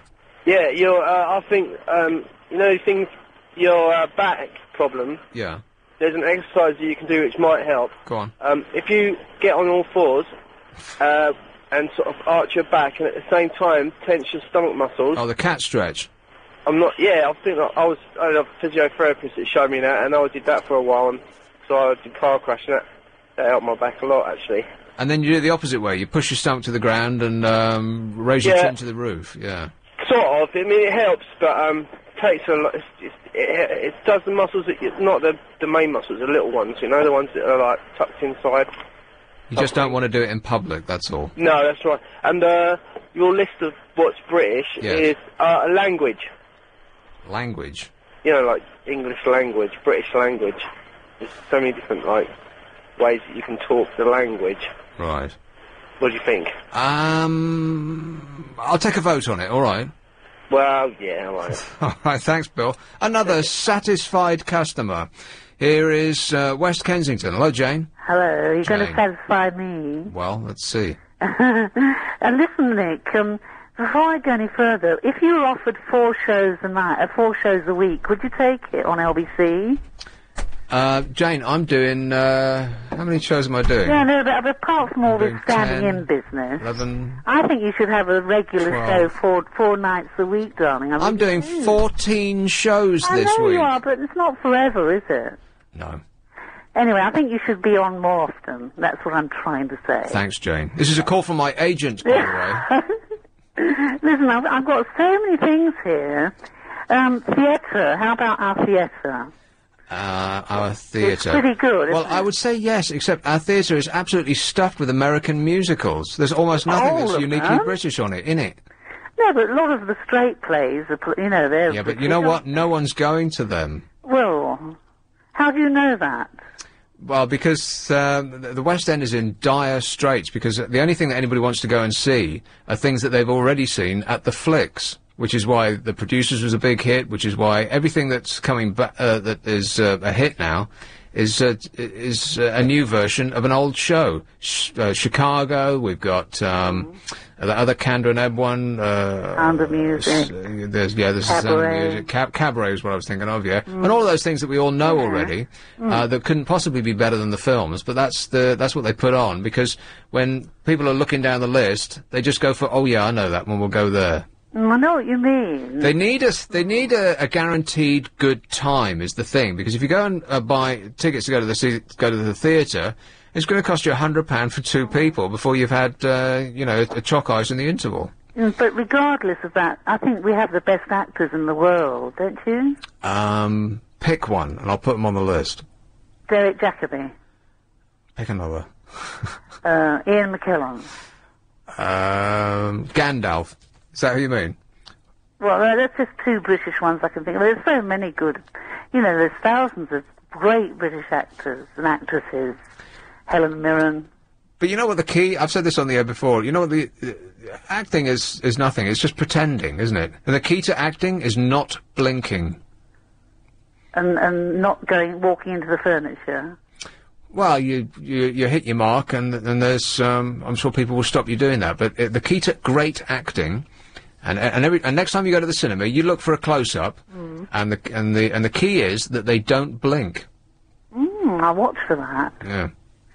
I've also got Our Great History. Yeah. People are the fairest in the world. I mean, I don't mean fair as in hair, but they're the fairest people. I'm not sure that that's correct. I mean, every time you hear the news, you hear about how awful we are. Well, but I think we are. I mean, compared to other nations. Right. British gardens, countryside, beautiful countryside, all over Britain.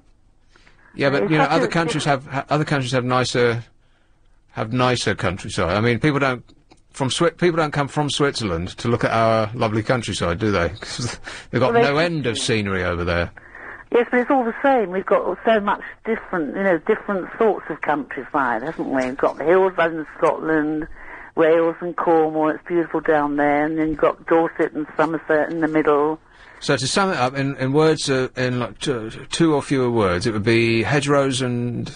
Yes, hedgerows. And the fields and the coastlines, beautiful. Right. And it differs all the time, it changes. I've got a walk beside the seaside, beside the sea, so that covers coastlines. Music, capital of the world, pop music. I mean, everyone looks up to us for our pop music, don't they, our musicians? Well, the French certainly do, yeah. And even the Americans, I think, do. Not so much anymore. I think that was the 60s. Fashion. Fashion. Yeah, well, I think Italy would have their hand in the air complaining about that one. No. Oh, you see, this is one of the things that tomorrow you must do something that we're not good at, what is not Great Britain, and then we can sort of say the way that we sort of pull ourselves down all the time. Tomorrow I'm going to do reasons to be cheerful. And lastly, the Rolls Royce is still British, isn't it? And everyone loves the Rolls Royce. They look up to the Rolls Royce. No, I think that's German now. It's German. I think BMW does Rolls Royce. What about Jaguar? Jaguar's American.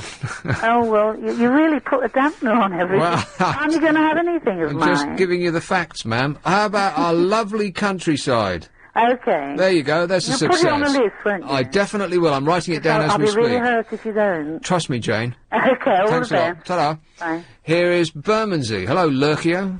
I'd like a pint of what she's been drinking. Harvest Bishop Cream, isn't it? Anyway. Yeah. Since all our celebrities are doing it, I'm thinking getting drunk and sniffing lots of Class A drugs. Rehab. That's great, isn't it? Hang on a second. He's a pack. Go to SE1? Yeah. Yeah. Nice. SE1? Yeah.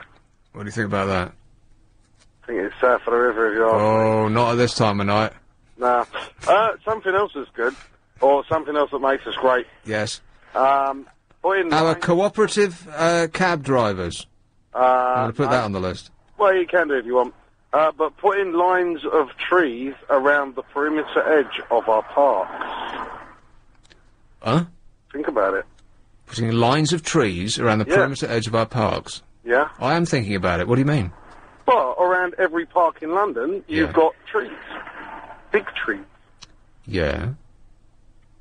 Well, we've got to be world class at that, haven't we? Our trees. Trees. Am I missing something here? World What would the tree huggers do if it weren't for our greatness at planting trees? Well, they'd be hugging themselves. They'd be lamppost huggers. Okay. All right, I'll think about that one. All right. You do that. Could you take me to Brixton? Down the river, mate, not this time of night. All right, oh, go on. No. All right, thanks a lot, mate. Cheers, ta-da. I'll walk. So far we have chocolate biscuit and a nice cup of tea, a walk beside the seaside beside the sea, going on the swings, bonfire night, the Raw Family, LBC, queuing, Alco Pops, Asbos, our engineering heritage, pomp and circumstance, our lovely countryside and cooperative cab drivers. Trying to find the... Unfortunately, that break wasn't long enough. I didn't realise it was going to be quite that short. Hang on a minute.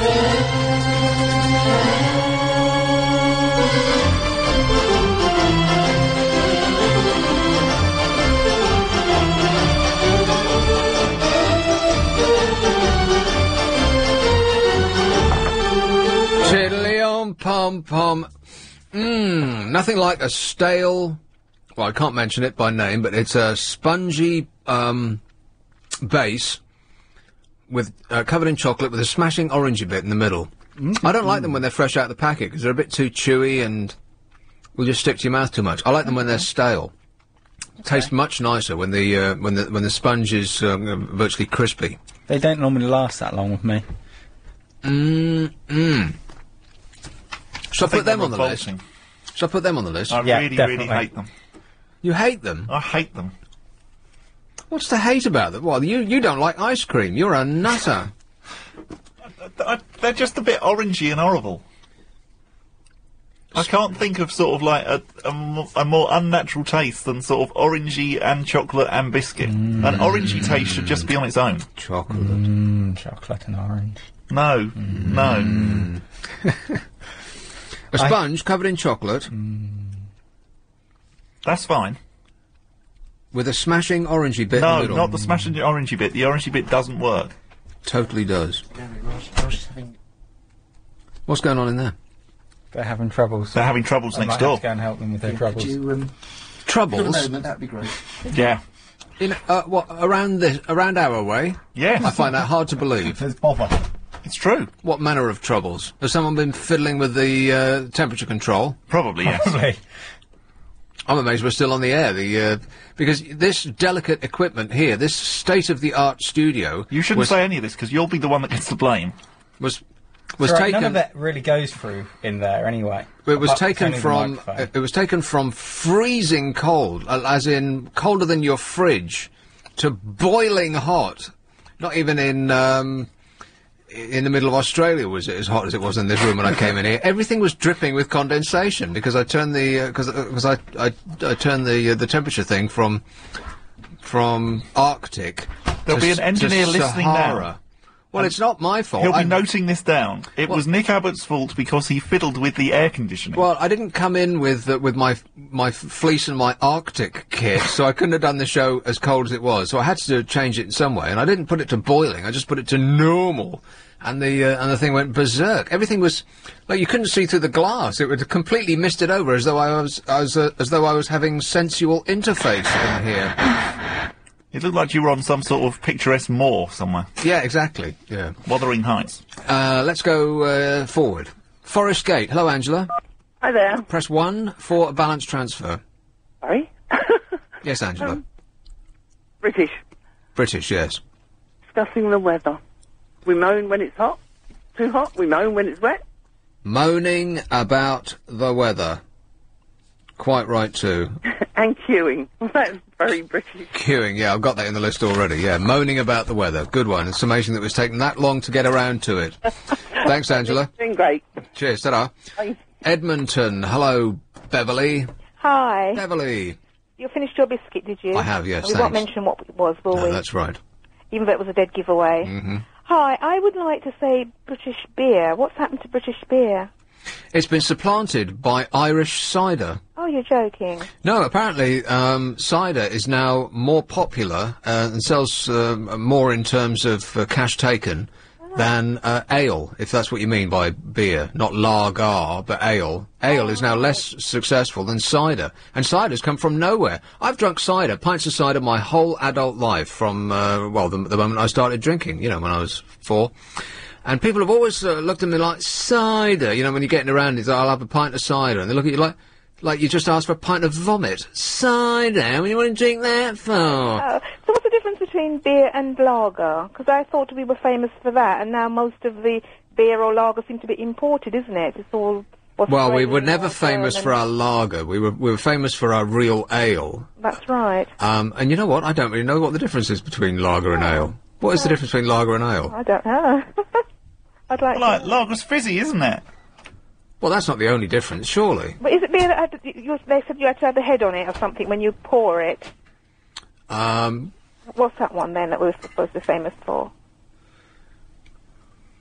No, we're famous for ale and boars with beards will pour it in the top of a wooden barrel and then sit on it in their lederhosen, and if they stick, then it's good ale. There's ridiculous train-spotter types with their ale. But I don't actually know what the difference between ale and lager is in its constituent, in its ingredients. What is the difference? I've got no idea. And I'd also like to mention the countryside. The last caller, the lady before, said about our countryside. Yeah. Why is it this country is so dirty? Everywhere you go, there's litter bins. And people tend to throw things down on the floor or leave their empty packages on the seats. Two reasons. With us? 2 reasons. Firstly, people are stupid, so they're just not thinking. And the ones that are thinking are throwing it down on the ground anyway because they think it makes them look hard. Oh, right. And that's the truth, I'm afraid. Okay. In a nutshell. Yes. Okay, then. Thanks a lot, Beverly. Thank you, bye. Cheers, my dear. Ta-da. Okay, things that make Britain great so far. What are you enjoying in there? A Kit Kat. Without mentioning any brand names. Kit Kat, you say? Yeah, but that's a sort of uniquely British thing, so you can get away with Kit Kats. I think it's American, isn't it? Well, it probably is, but we like to think of it as our own. I think there's only about 3 companies that make food now. It's got quite perversely Orwellian. Shortly there'll be one company where we get our energy, no matter what it is from, and there'll be one company where we get our food, no matter what it might be. And they kind of worrying names for food companies like Mega Food, which make everything. All of the brand names that you can think of are made by about 3 companies. Everything. Well, I'm still enjoying my Kit Kat. Ah, well, I'm glad to hear it. So, things that make Britain great. A chocolate biscuit and a nice cup of tea, a walk by the seaside beside the sea, going on the swings, bonfire night, the Royal Family, LBC, queuing, Alco-Pops, Asbos, our engineering heritage, pomp and circumstance, our lovely countryside, cooperative cab drivers, a sponge covered in chocolate with a smashing orangey bit in the middle, and moaning about the weather.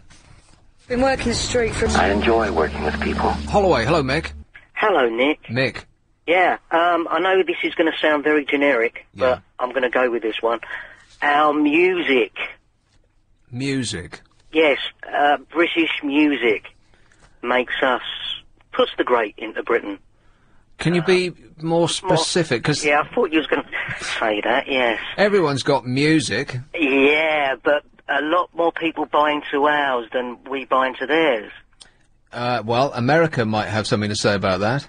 I bet part of, if you look at our GDP... Yes.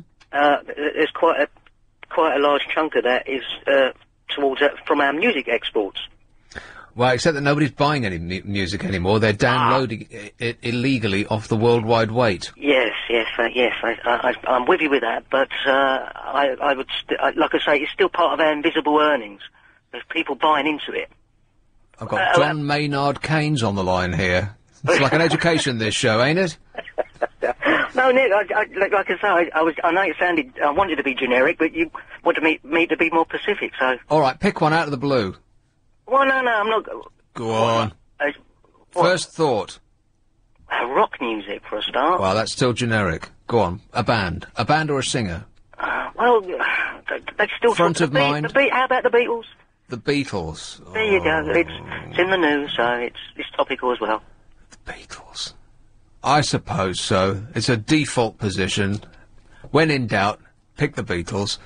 Oh, all right then. But that's my default setting. All right. Thanks a lot, Mick. Oh, by the way, Mickey. Yeah.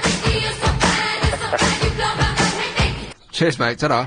Put it up, Nick. Here is Romford. Hilda. Hello. Hello. Oh, the lager. I think it's ale and lemonade, isn't it, Mick?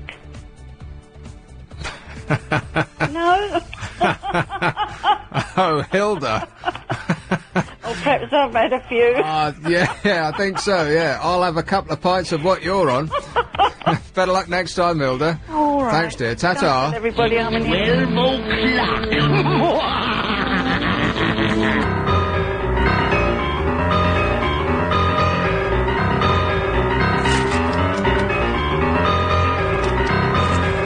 So this Olympic logo thing, this will not go away, will it? All of the papers had this just all over the place. Based roughly on the figures 2012 and apparently inspired by graffiti artists, the image, which replaces an earlier logo devised for London's bid to host the Games, was hailed as dynamic and vibrant by organisers. And when they said dynamic and vibrant, what they meant by that was crap. Lord Coe, chairman of the London Games, he was made a lord because he runs in a straight line. Oh, well done, mate.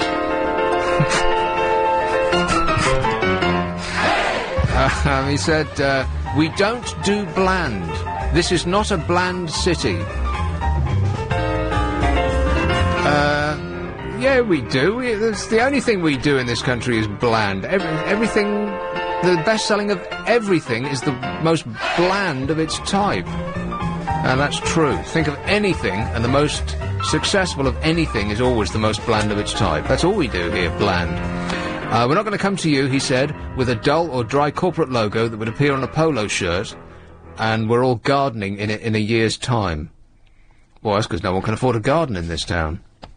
But that's exactly what it'll be. It'll be on a polo shirt, and we will all be... Well, Bob will be sleeping in it, of course, because his 13-tog duvet is not warm enough in the heat of summer. Tony Blair raised hopes that the symbol would leave people inspired to make a positive change in their life. What? How will that work? An online petition to get the logo scrapped had already more than 11,000 signatures last night. I think it's gone up a lot today. Yeah, I can imagine, yeah.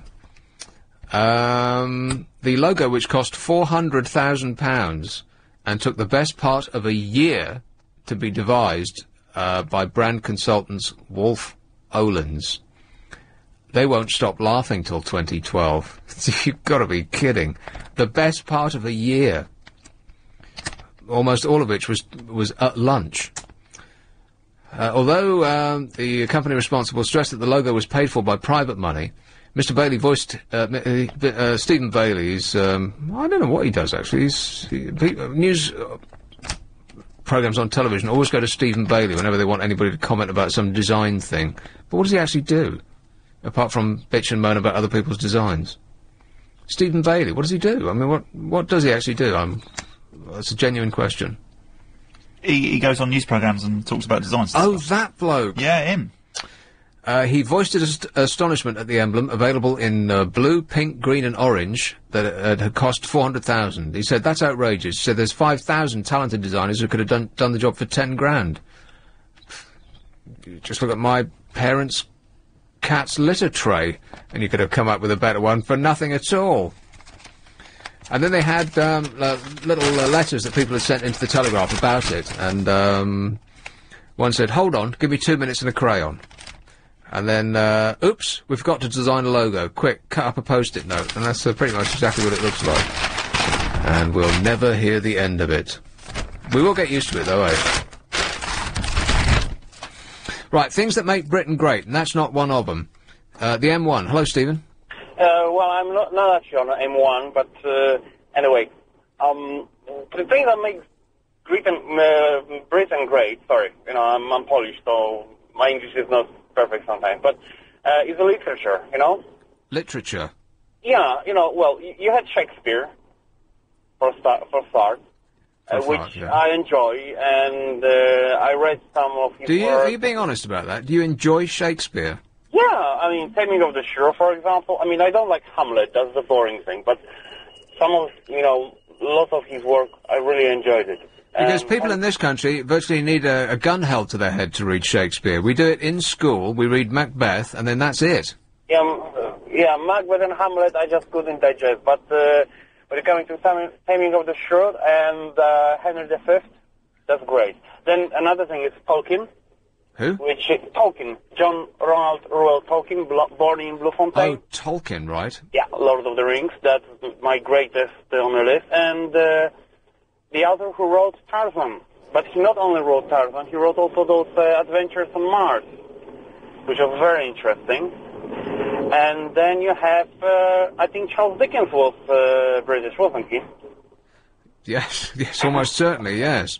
Yeah, and his books, they inspired millions of people, and, it's like cornerstone of world literature, and I mean, I love books. I can, if I get a book, I can read it in one day almost, but... So, Stephen, you came here from Poland. What are you doing over here? I'm a cab driver. I knew you were going to say something like that. The most intelligent people in the whole wide world have all come over here, and they're doing jobs that nobody from Britain actually wants to do. They're all builders, I know. They're geniuses. But you know what? I mean, I came here because one thing, I really like driving. It's really my I don't like sitting still. Are you a black cab driver? No, I'm not so good at that. I'm just living 8 months in the country, so, I would have to spend 4 years now learning the knowledge, which is a little bit, Well, that's not necessary anymore. Now we've got much to their disappointment, now we've got sat-nav machines. Aren't they great? Yeah, but sometimes they take you to Timbuktu, Yeah. Or, ask you turn left when there's no left turn, but that's, that's small thing. But anyway, so when it comes to Britain, that's my thing with literature. The other things, I mean, there are a few things that could be changed, but anyway, But we're practically perfect in every way. All right, thanks very much, Stephen. Best of luck. All right, cheers, mate. Ta-da. And the Beatles. And the Beatles, yeah, all right. Literature, you know what? It can't go on the list because nobody in this country reads books anymore. Bookshops are closing, left, right and centre. The only things that people read are... Well, the only thing that I read is a TV guide. What's on TV tonight? So I'll put that one down. Well, we've got a TV guide. Yeah, I mean, he was a very nice chap, and he was quite right in everything he said, except no one reads Shakespeare, no one reads Dickens, no one reads Tolkien. None of that. I mean, it's part of our heritage, it's part of our history, it's just that no one in this country actually does that anymore. Reads? When was the last time anybody read a book? No one reads books here anymore. Don't you find that shameful and embarrassing that people, I mean, people whose language isn't even English, whose first language is a foreign one, he reads more books than probably all three of us put together. I mean, when was the last time you picked up Shakespeare for fun? Never, right? In the upper sixth. Exactly. Well, no, not for fun. Because they forced you to. Twelfth Night was all right. Yeah, but who can understand any of that stuff? I'm amazed that he could. I can't, and it's purported to be in my language. Well, that's what I teach in schools, isn't it? Because they sort of help you through it. The thing that I couldn't stand is the footnotes. Because you're trying to read through it, and then every second word has got a footnote at the bottom, so you can never actually get through it for reading the footnotes. You can't see the wood for the trees. So I would like to put literature on there, but no one under the age of 50 actually reads books anymore. I mean, libraries are where people who can't afford computers go to surf the net. Harry Potter's all right. I knew you were going to say that. But you know what? It isn't. They make fantastic movies, apart from the the movies are rubbish. Shut up. Apart from they are rubbish. Apart from the second one, which wasn't that great, but all of the other movies have been I can't fantastic. believe what you prefer the movies to the books. I tried to read the first one, and I got 50 pages in, and I thought, this is a children's book. This is silly. I'm not going to waste my time with this. I'll wait till the movie comes out. Which was the second one? Chamber of Secrets. I can't remember what they're called, but the second one was, it was just a bit silly, really. It was a bit too childish. The second book's not very good. I don't know about the book, but the second... Well, I'm just agreeing with you for once. But the second film was, it was the story isn't silly. Very strong. Yeah. For the second one. But all the other films, I think it's... I can't think of another series of films that has been consistently as good. almost, I can't think of another series of films where the films have actually got better as the series continues. They always get worse. Sometimes they have a blip in the second one, but then by the third one, doesn't matter what it is, Alien, Godfather, Terminator, I can't think of any. I'm suffering from deja vu here. That by the third one actually gets better, but the Potter movies are getting better as they go on. Uniquely. Is it because they're getting darker and we quite like things when they get really dark and... Yeah. Although the first one, you want to pull it out every Christmas, because it's just Christmas all over. It's better than... Don't you think their acting's a bit rubbish in it, though? In the first one? Yeah, well, they're only kids. Yeah, I know, but, you know... So critical. Barry Norman's Give them a break. I don't know, it feels like, you know, when you were at school and they had film club after school and you were sitting there and you'd watch some rubbishy film. Yeah, but you just got to get into it. It's Christmas, isn't it? I can't believe you're saying these things. This is so not you. Anyway, how do we get onto this? You like the first Harry Potter film because it makes you feel Christmassy. Yeah, it's Christmassy. You want to pull it out at Christmas every year. Yeah, absolutely. Well, every other year. Didn't you say last night that you didn't like Christmas? No. What's not to like about Christmas? I thought you said something like you liked it for one day a year and then that was all right. You must have been listening to another show. He's in there listening to his iPod. There's someone on Heart talking about it. Yeah, maybe. Exactly. Maybe it was a dream I had last night. Yeah, it must have been. How was it for you? It was one of those horrible dreams where I couldn't get back in the studio. Do you ever have those dreams? No. Really? Is that just me? I can never listen to LBC when I'm trying to sleep because it will go into my dream and I think I'm at work. And no control. It's horrible. Why would you listen to LBC while you were asleep? Well, it'd be on and I'd fall asleep. Oh, right. To which show? Or have you got a radio diary? It could be any show. It doesn't matter. Hawley. Hello, Dave. Hello there. Dave. What's great about Britain, yeah? Go on in. Right, Shire horses. Shire horses? Yeah. Clydesdales. Welsh mountain ponies. Yeah. All that sort of... I think we've got a theme going here. Yeah, they don't taste very nice. Yummy. There's all that sort of thing, you know, right. what they've done for us before cars and all that sort of thing, and they're still around, and I like horses, haven't they done well? Yeah. It's not a bad one, though, is it?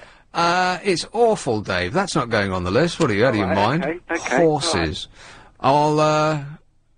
Oh, no, I'm not even going to think about it. It's a no. But thanks anyway, Dave. All right. Okay. Another unsatisfied customer. Here's Croydon. Hello, John. Good afternoon. John. Bearing in mind the fact that there's a tiny group of people who are so mind-bogglingly stupid that they might be in danger of accidentally blowing up the universe just by mistake, I think I would like to nominate as uniquely British the total unity and ruthless determination of the people to exterminate the deranged idiots who designed the Olympic logo, because they are the stupid people who are mind-bogglingly stupid. And I think we need to get in there first, and on the precautionary principle, before they accidentally blow us all up because of their stupidity, we need to persuade them of their wrongdoing in designing such a monstrosity. Can we get to the G word? Oh, you mean vestibule? Sutton. Hello, Solomon. Hey, how do you put up with that? I stopped listening after about 10 seconds. Oh, okay. Anyway, how's these crosswords going on? How's the what? Your crosswords. Oh, God, I had a nightmare today. I got 1 in today's cryptic crossword on the back of the Daily Telegraph. 1! That's awful, mate. You'll never make a cab driver. I am so stupid. Absolutely. Keep cracking on with it, mate. You just might make it one day. Anyway, Nick, I've got something for your list. Two things. Yep. It seems that only this country can do it perfectly, and that's celebrity TV chefs. Oh, come on. Well, Americans don't seem to do it very well. I mean, we seem to do it quite well. Well, name one. Gordon Ramsay, Gary Rhodes, some of the Saturday Kitchen chefs are fantastic. Oh, get up early one Saturday morning and watch it. I definitely won't do that. Okay then. Oh, I can imagine you sitting on your sofa eating baked beans out of the tin, watching them throw together some exotic meal that you'll never try. You've been watching me. It's like food porn. It's really interesting. You should try it one day. It's fantastic to watch. Absolutely won't do that. But thanks for the and one more thing, Nick. Yes. The great British sense of humour. Which you've just demonstrated by suggesting that I put chefs on the list. Okay then. I'll take that hint. Yeah, it's a no. But thanks, Solomon. All right. Cheers, mate. Bye. Ta-da. We better go away to come back, eh? Here we go. Trying to trick me, eh? As soon as I hear my name, I think that's my cue. But then you threw in something as well. Shake it all about a bit, you know. Yeah. Victoria Beckham's Sun Watch. Yesterday I was talking about the fact that, my feeling that the Sun and Victoria Beckham are in cahoots because barely a day goes by that they don't print a picture about Victoria.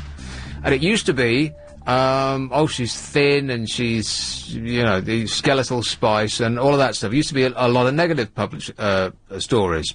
And then, almost overnight, it was, she's fantastic, doesn't she look great, and she's, a perfect mother, and it was all positive stories. So something happened that, made the switch between their normal mode, which is attack, to, constant praise. And she's always in the paper. And I'm thinking that maybe they've done a deal.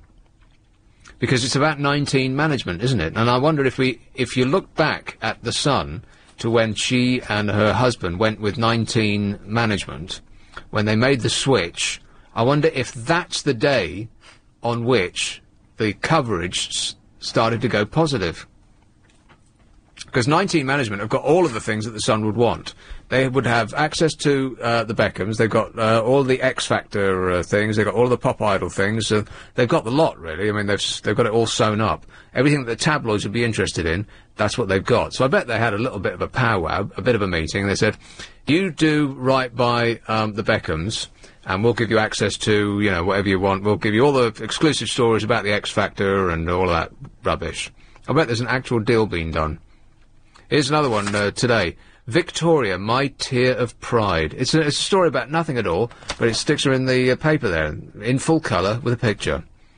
Proud Victoria Beckham yesterday revealed that she had a tear in her eye as hubby David returned to the England team.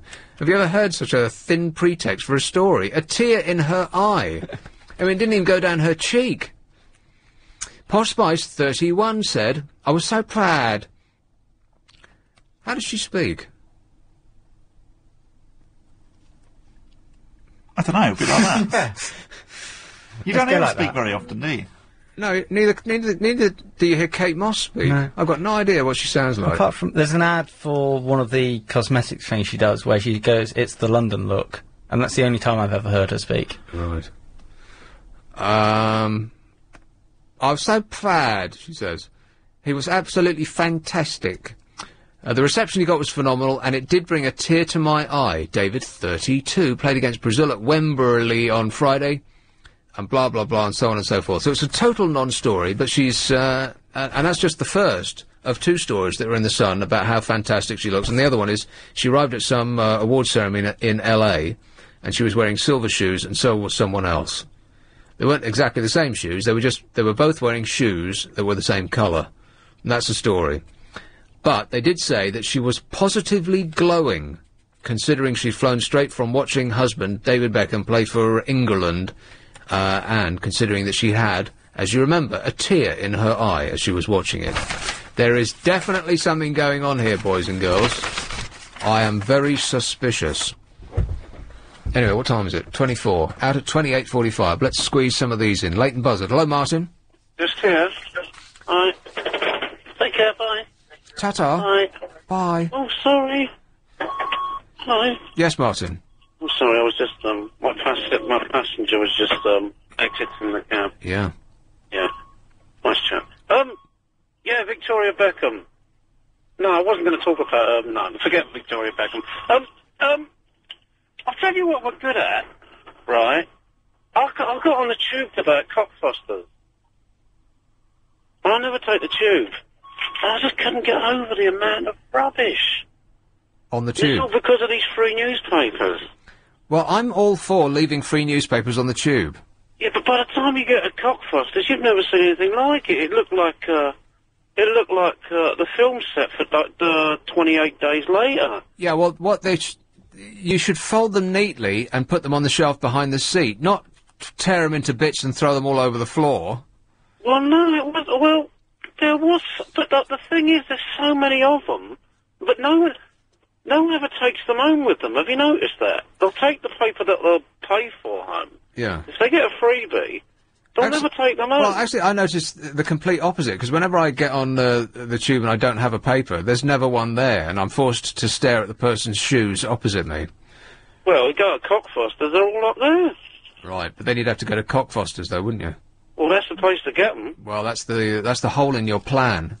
But you see, by the time I got to Wood Green, everyone was reading them, you see, because by the time I got off at Wood Green, all the seats were full, and all the papers are being read. Right. Yeah. Anyway, I'll tell you what we're good at. Yes. Innuendo and double entendres. Yeah, in your endo, mate. Thanks a lot, Martin. Yes, shall I put innuendo down? Go on. Innuendo. Well, that's that innuendo, that's, a carry-on thing, that's, well, how would you sum all that up? Innuendo is like, saucy... Innuendo does it fine. Does it really? Yeah. Okay, Marylebone. Hello, Darren. And another innovation. Innovation. We can't make anything, but we innovate. That's what we do in this country now. Everything for the last 100 years. Who invented the World Wide Web? Some bloke, yeah. Some English man, yes. Changed the world in the last 10 years. And you know what? It is only in the last 10 years. That's kind of hard to get your head around, isn't it? It's probably the greatest and fastest change in the way people communicate or just lead their daily lives in the history of the existence of our species. Amazing. Exactly. And it's as exciting as it is. We lived through it. Exactly. But it's not just that. We've done it through the decades. The jet engine, we gave it to the world. Frank Whittle gave the jet engine. We fly around the world. And that's actually literally true, isn't it? He did give it away, didn't he? He gave it away to a penny. Underground travel, we did that. The banking system, all the world's money comes through Britain. That's what's keeping us afloat. Innovation. Viagra, we invented that too. Did we? Haven't we done well? Penicillin, where would the world be without penicillin? Dead, mate. Dead. Exactly. Innovation is on the list. Well done. Thanks a lot, Darren. Cheers. That's a little slice, in this list of almost complete negatives, a little slice of positivity. Your sofa fits you. Let's blast through this list, and we'll see as many as we can get, and in this scientific survey, we'll then select the one that most encapsulates the greatness of Britain. Does that make sense? Yes.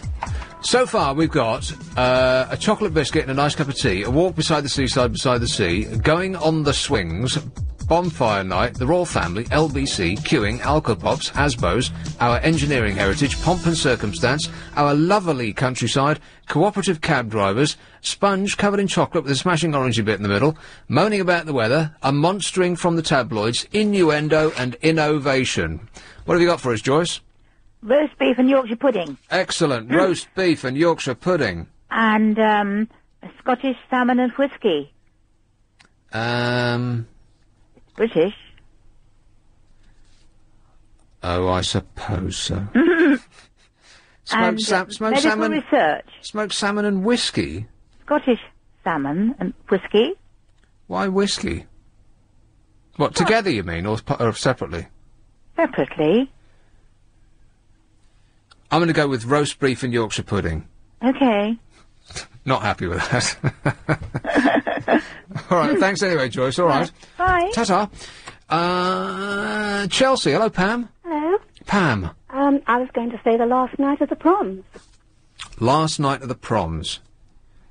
Yes, it's very jingoistic and shouty and flag-wavy, but, yeah, sure, why not? It's extremely British. You're absolutely right. Last night of the proms. Good choice, Pam. Thank you. I was going to say roast beef and Yorkshire pudding, but somebody beat me. Pipped to the post. All right. I really do love your programme. Thanks, Pam. Right. Cheers, my dear. Ta-da. Here's North Cheam. Hello, Jan. Oh, hi. Jan. What about the national grid?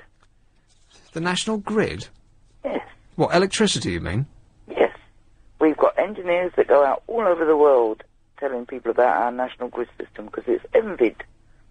Is it? What? In Iraq, maybe? No, it's wider than that. Well, they envy our electricity. Well, the national grid system. Are you an engineer? No, but I work for a company that exported engineers, or helped, engineers to go out around the world to tell them about our national grid system. I'm going to put it to a vote. Hands up who wants to put the national grid on the list. Hands up who doesn't want to put the national grid on the list. Overwhelming, I'm afraid, Jan. Better luck next time, all right. I'll punch these callers up straight off the board. OK, so as soon as you hear it stop ringing, you're on the air. Hello, James. Yeah, good evening. I just wanted to make a quick comment about the logo for the Olympics. All right, can you do that with Bill after the news at 1 o'clock? Yes, possible. You call me back, or should I call you? Yeah, absolutely, yeah. Stand by your phone. Here's Derbyshire. Hello, Alan. Hi, how's your back? It's super, thanks for asking. Oh, I was just wondering about, I wasn't particularly worried about it, I was worried about your mental state after doing so long on the radio. Well, ask me about my mental state on Friday. Well, you were on Ian, covering for Ian Lee's show, and I noticed you said, this is real radio. I think you were getting a little mixed up. Did you notice? I said this is real radio. You did? No. I've never... Do you know Aid, by the way? He pointed it out to me. I don't think I made that mistake. You did. Well, we'll rewind the tape and we'll check. All right. You still use tapes there, I'm not surprised. Thanks, Alan. Here is Woking. Joyce. Yes, it's Bob. What? Oh, I'm straight to air, am I? Yes, you are, Joyce. Oh, you've already heard me. Oh. So I wanted to speak to Bob about something. What? Hello? Hello, Bob? You're still in the air, by the way. Oh, am I? Go on. Well, you were talking about your problem with your skin. Whose skin? Bob. Yeah, I was, that's your right. Skin? What? I wondered if you got my message about what you should try for it. Lots of people said moisturiser. Well, I said a specific one. Can I come off the air? What is this? Well, I don't want to advertise. Well, no, quite. But, I mean, when were you talking about your skin problem? Last week. Oh, right, when I wasn't here. Yeah, well, Right. you know, Thank you couldn't goodness have for done that. 2 shows a day. I couldn't have done... I am doing 2 shows a day. Yes, poor Nick is doing everything. Yeah. During During the the morning, I'm playing... Aloe vera gel, I suggested. Aloe vera? Aloe vera? Gel, yes. It's aloe vera and goodbye spots. Sounds like a song from a musical. Thanks a lot, Joyce. So, You couldn't do 3 shows a day. Rub it in the palm of... you want some moisturising cream in the palm of your hand. You'll rub it in your... You're not a moisturising person, are you? And they'll come up grand. What? Are you a moisturising person? What the hell are you talking about? Oh, do you use moisturiser? Who doesn't? Hello, Oh, no! Muswell Hill. Hello, Faye. Hello, Nick. Faye. I want to nominate J.K. Rowling. J.K. Rowling? Yeah. As something that makes Britain great. Yeah. And see what Bob said about how the films are rubbish compared to the book. It's quite true. Oh, come off it. No, you haven't read the book. Well, I tried. I got 50 pages in, and I think that's a sufficient amount to know whether you're going to like a book or not. Okay, but the first 2 are rubbish. And I thought that this is a children's book, so I didn't go any further. Obviously, it's for kids. Well, yeah. You're not supposed to read it. So you obviously... But I like the films. I mean, the films are for children, but they can be enjoyed by adults as well. Well, Plus, you can watch the film in 2 hours and you're done. The book takes forever. no, but they miss out all the good, funny stuff. So, I don't think she should be on the list because she's made like loads of kids start reading and stuff. Oh, all right then. J.K. Rowling. Thank you. All right. Bye. Ta-da. Not that she really needs any help from us, you know, J.K. Rowling. She's got all the money that God doesn't own. How about... Why is James from Crawley parked, by the way? Oh, I don't know. He's not going to wait until Bill comes on, is he? He's going to have to call back. Yes. He's clogging up a line. A mobile. Hello? Hello. Yes, sir. Yeah, I think the NHS system. Really? Yeah, why not? I think it shows a certain amount of generosity that people out there realise that other people need help and they perhaps wouldn't be able to afford it any other way. And I think it's based on that sort of a generosity, willingness to help, you know. Right. There's a lot of people coming in this country just to get on board onto the NHS, and there's a lot of scams and tricks, so it's a very popular thing. Trust me, we don't know what we've got over here. We're too spoilt. Oh, all right then. It's on the list. Thank you very much. Now I'm starting to be dissatisfied with this list. I'm putting things down here under duress. I've got J.K. Rowling on the list. Yeah, but she has got lots of kids reading. How about Swansea? Hello, Steve. You hear she's at the geezer globule. New Malden. Dawn. Hello, Nick. Hello, Dawn. More things for your list. Yes, go on then. Probably make you laugh, if nothing else. Pantomime. Pantomime, yes, absolutely. That's British up and down. Seaside piers. Well, I've got a walk beside the seaside, beside the sea, so that covers that, really. Yeah. Morris dancers. All right. Not sure that makes us great. That makes us a laughing stock, but I'm gonna put it on anyway. Oast houses. They've got bells on their. They've got bells on their toes and rings on their fingers. Yeah. In there somewhere. Yeah. And through their nipples. And these days, of course, that's where they're sticking them now. Yeah. Awful, isn't it? Terrible. And oast houses. Oast to go houses. with the beer. Yeah. Yeah, but oast houses have all been made into executive homes now. Oh right. I see. Oh. I think that's 2 out of 3's not bad. Pantomimes and Morris dancers. Yeah, I was going to say Punch and Judy as well. Well, Punch and Judy's not British, is it? Isn't that German? Oh, I don't know. I think they are. I don't think they're quite. I don't think they're very British. They're scary, apart from anything else. Yeah, no, I think they've there's something to give you nightmares. Yeah. Stop them now. I think I've seen them for a long time. It's it's a health and safety thing. All that yeah. You know, as soon as they introduce an alligator, then the health and safety and issues. Yeah. Yeah, exactly. All right, thanks, Dawn. Thank you. Cheers, my dear. Ta-da. Here is Gants Hill. Hello. Hello, Nick. Yes. How are you? Do you know that J.K. Rowling thing? You said you couldn't be bothered to read all the books and stuff. Yeah. You could have got it on audio tapes or CD. Have it read to me. Yeah. No, I'd go and watch the film. It's in full colour, and it only lasts 2 hours, like I said. Yeah, the new one's coming out in July. I know. Can you even wait? Yeah. Yes. All right. Here's Stanmore. Stuart. Hello, Nick. Stuart. Right, a couple of things for you. Go on. Television, unfortunately, the best comedy of last year was the highlights of Spitting Image, which is how many years old now? That was the only decent comedy on television last year. I can't believe that throughout the Blair's reign that Spitting Image was off the air. You'd think it was absolutely made for it. Because unfortunately, you can imagine certain individuals associated there would probably have gone and put the puppeteers in the hospital if they tried to do one of Labour.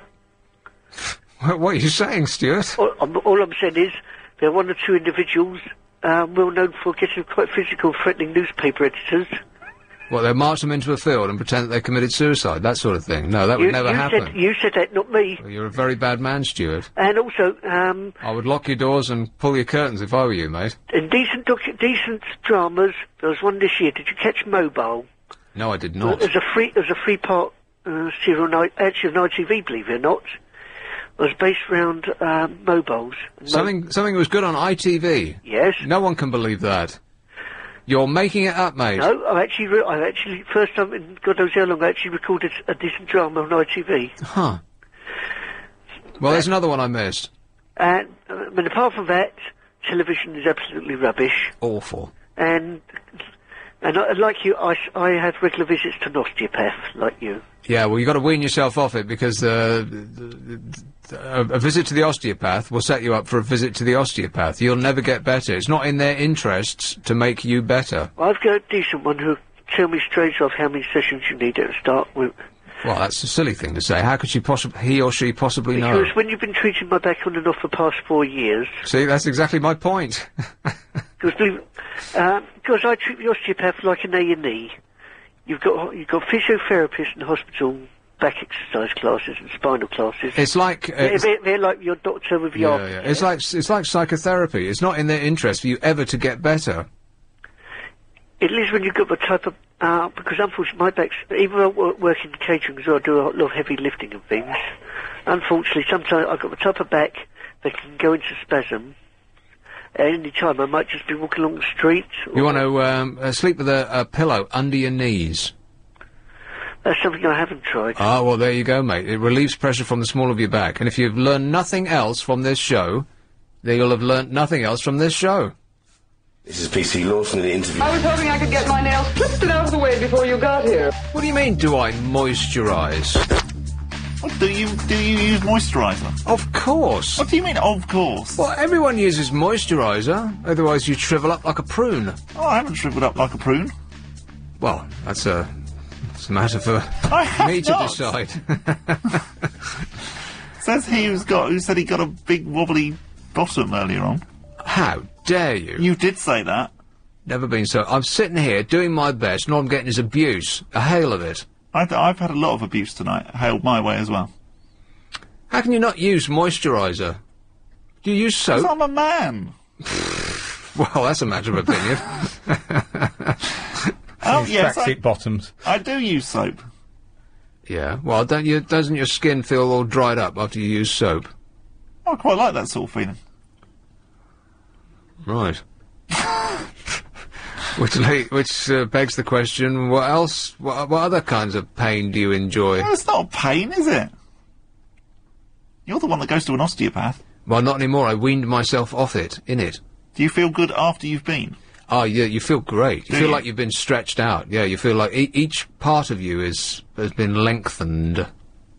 By sort of agony during? Really, really painful, yeah, there's no doubt about it. You're in deep, deep agony while she's doing it. She's the best manipulator of muscle that I've ever come across. And like I said, she's like a 50-year-old woman, and she's got the strongest hands. They're like vice grips. She's an amazing woman.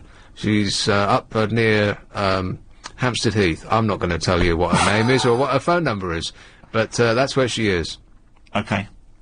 She's like our yoghurt advert. You could tell me that off the air. Well, do you live around there? Well, I don't know. No, I'm just, you know. I thoroughly recommend it, but once you start going to an osteopath, then you can never stop going to an osteopath. And you've probably got more money than me, so... I very much doubt that. Here is Battersea. Franco? Good morning. Yes, sir. How are you? I'm all right. Good. Great show, as always. Thank you.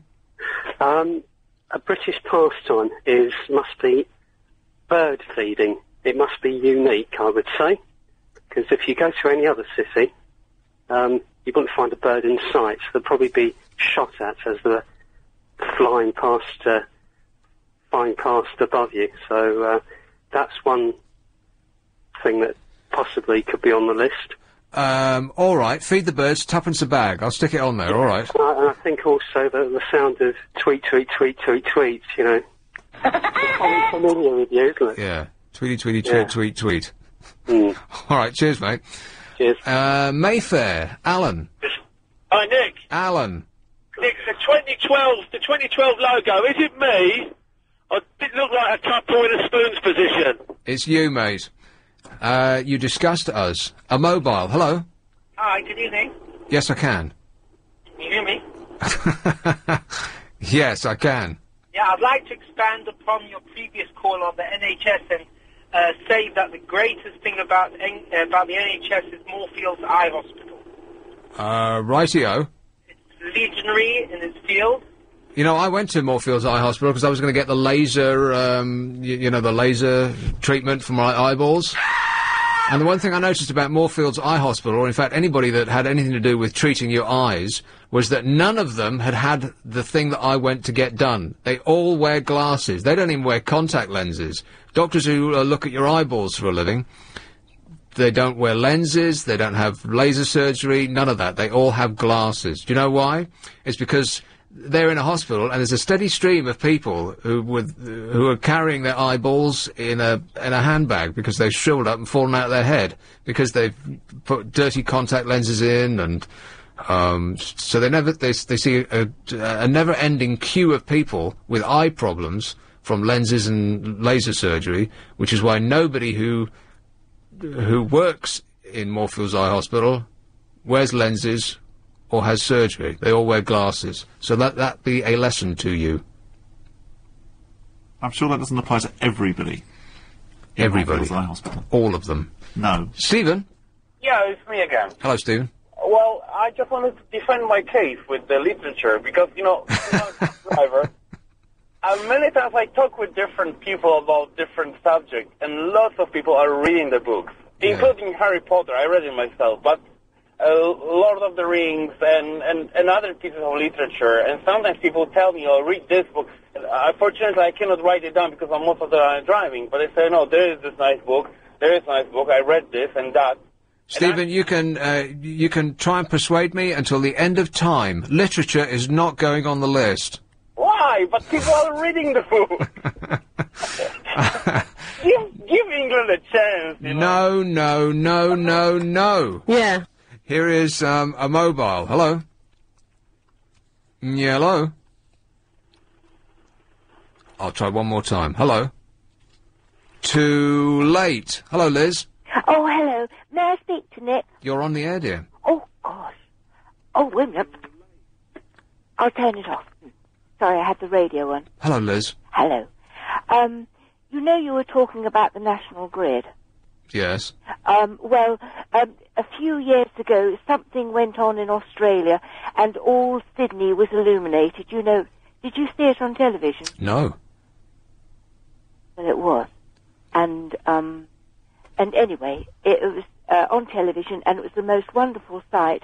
And that was because of a guy named Nigel Brimble, who's English, and he was responsible for all the lights coming on in Sydney. I'll put him on the list.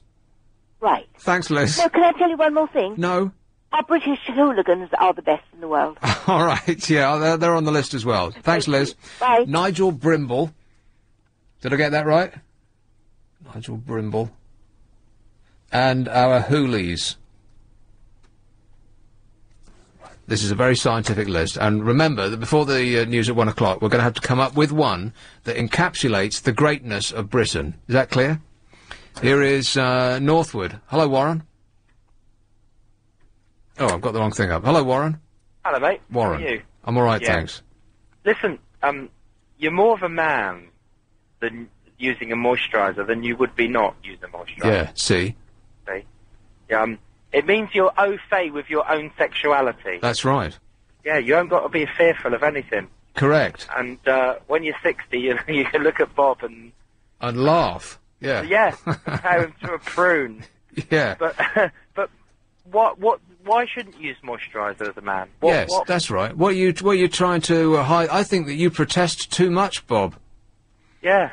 You and your tracky bottoms and your 13-tog duvet and you're sleeping on your face. Yeah, trying to prove that he's straight boy. Yeah, see? Yeah.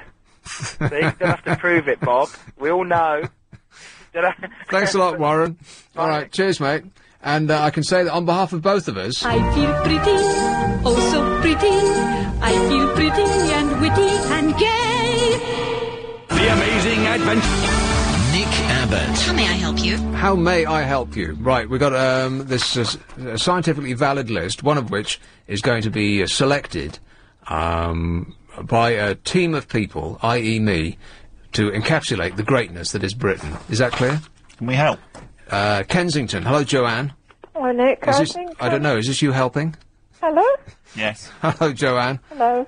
I think the English language should be top of the list. It's spoken all over the world. Yeah, but Yeah, but what? it's spoken all over the world, usually better than we speak it here. Yes, exactly, but it's our language. Uh-huh. What do we think? It's not uniquely British, therefore. Why not? Well, no, but it's spoken by everybody. And airliners, and, you know, they have to... The people that drive the aeroplanes have to speak English. People that drive the aeroplanes? Well, you know, fly them. It's the universal language for aeroplanes. For people who drive planes? Ask Warren. Whatever they're called. Yeah, whatever they're called, yeah.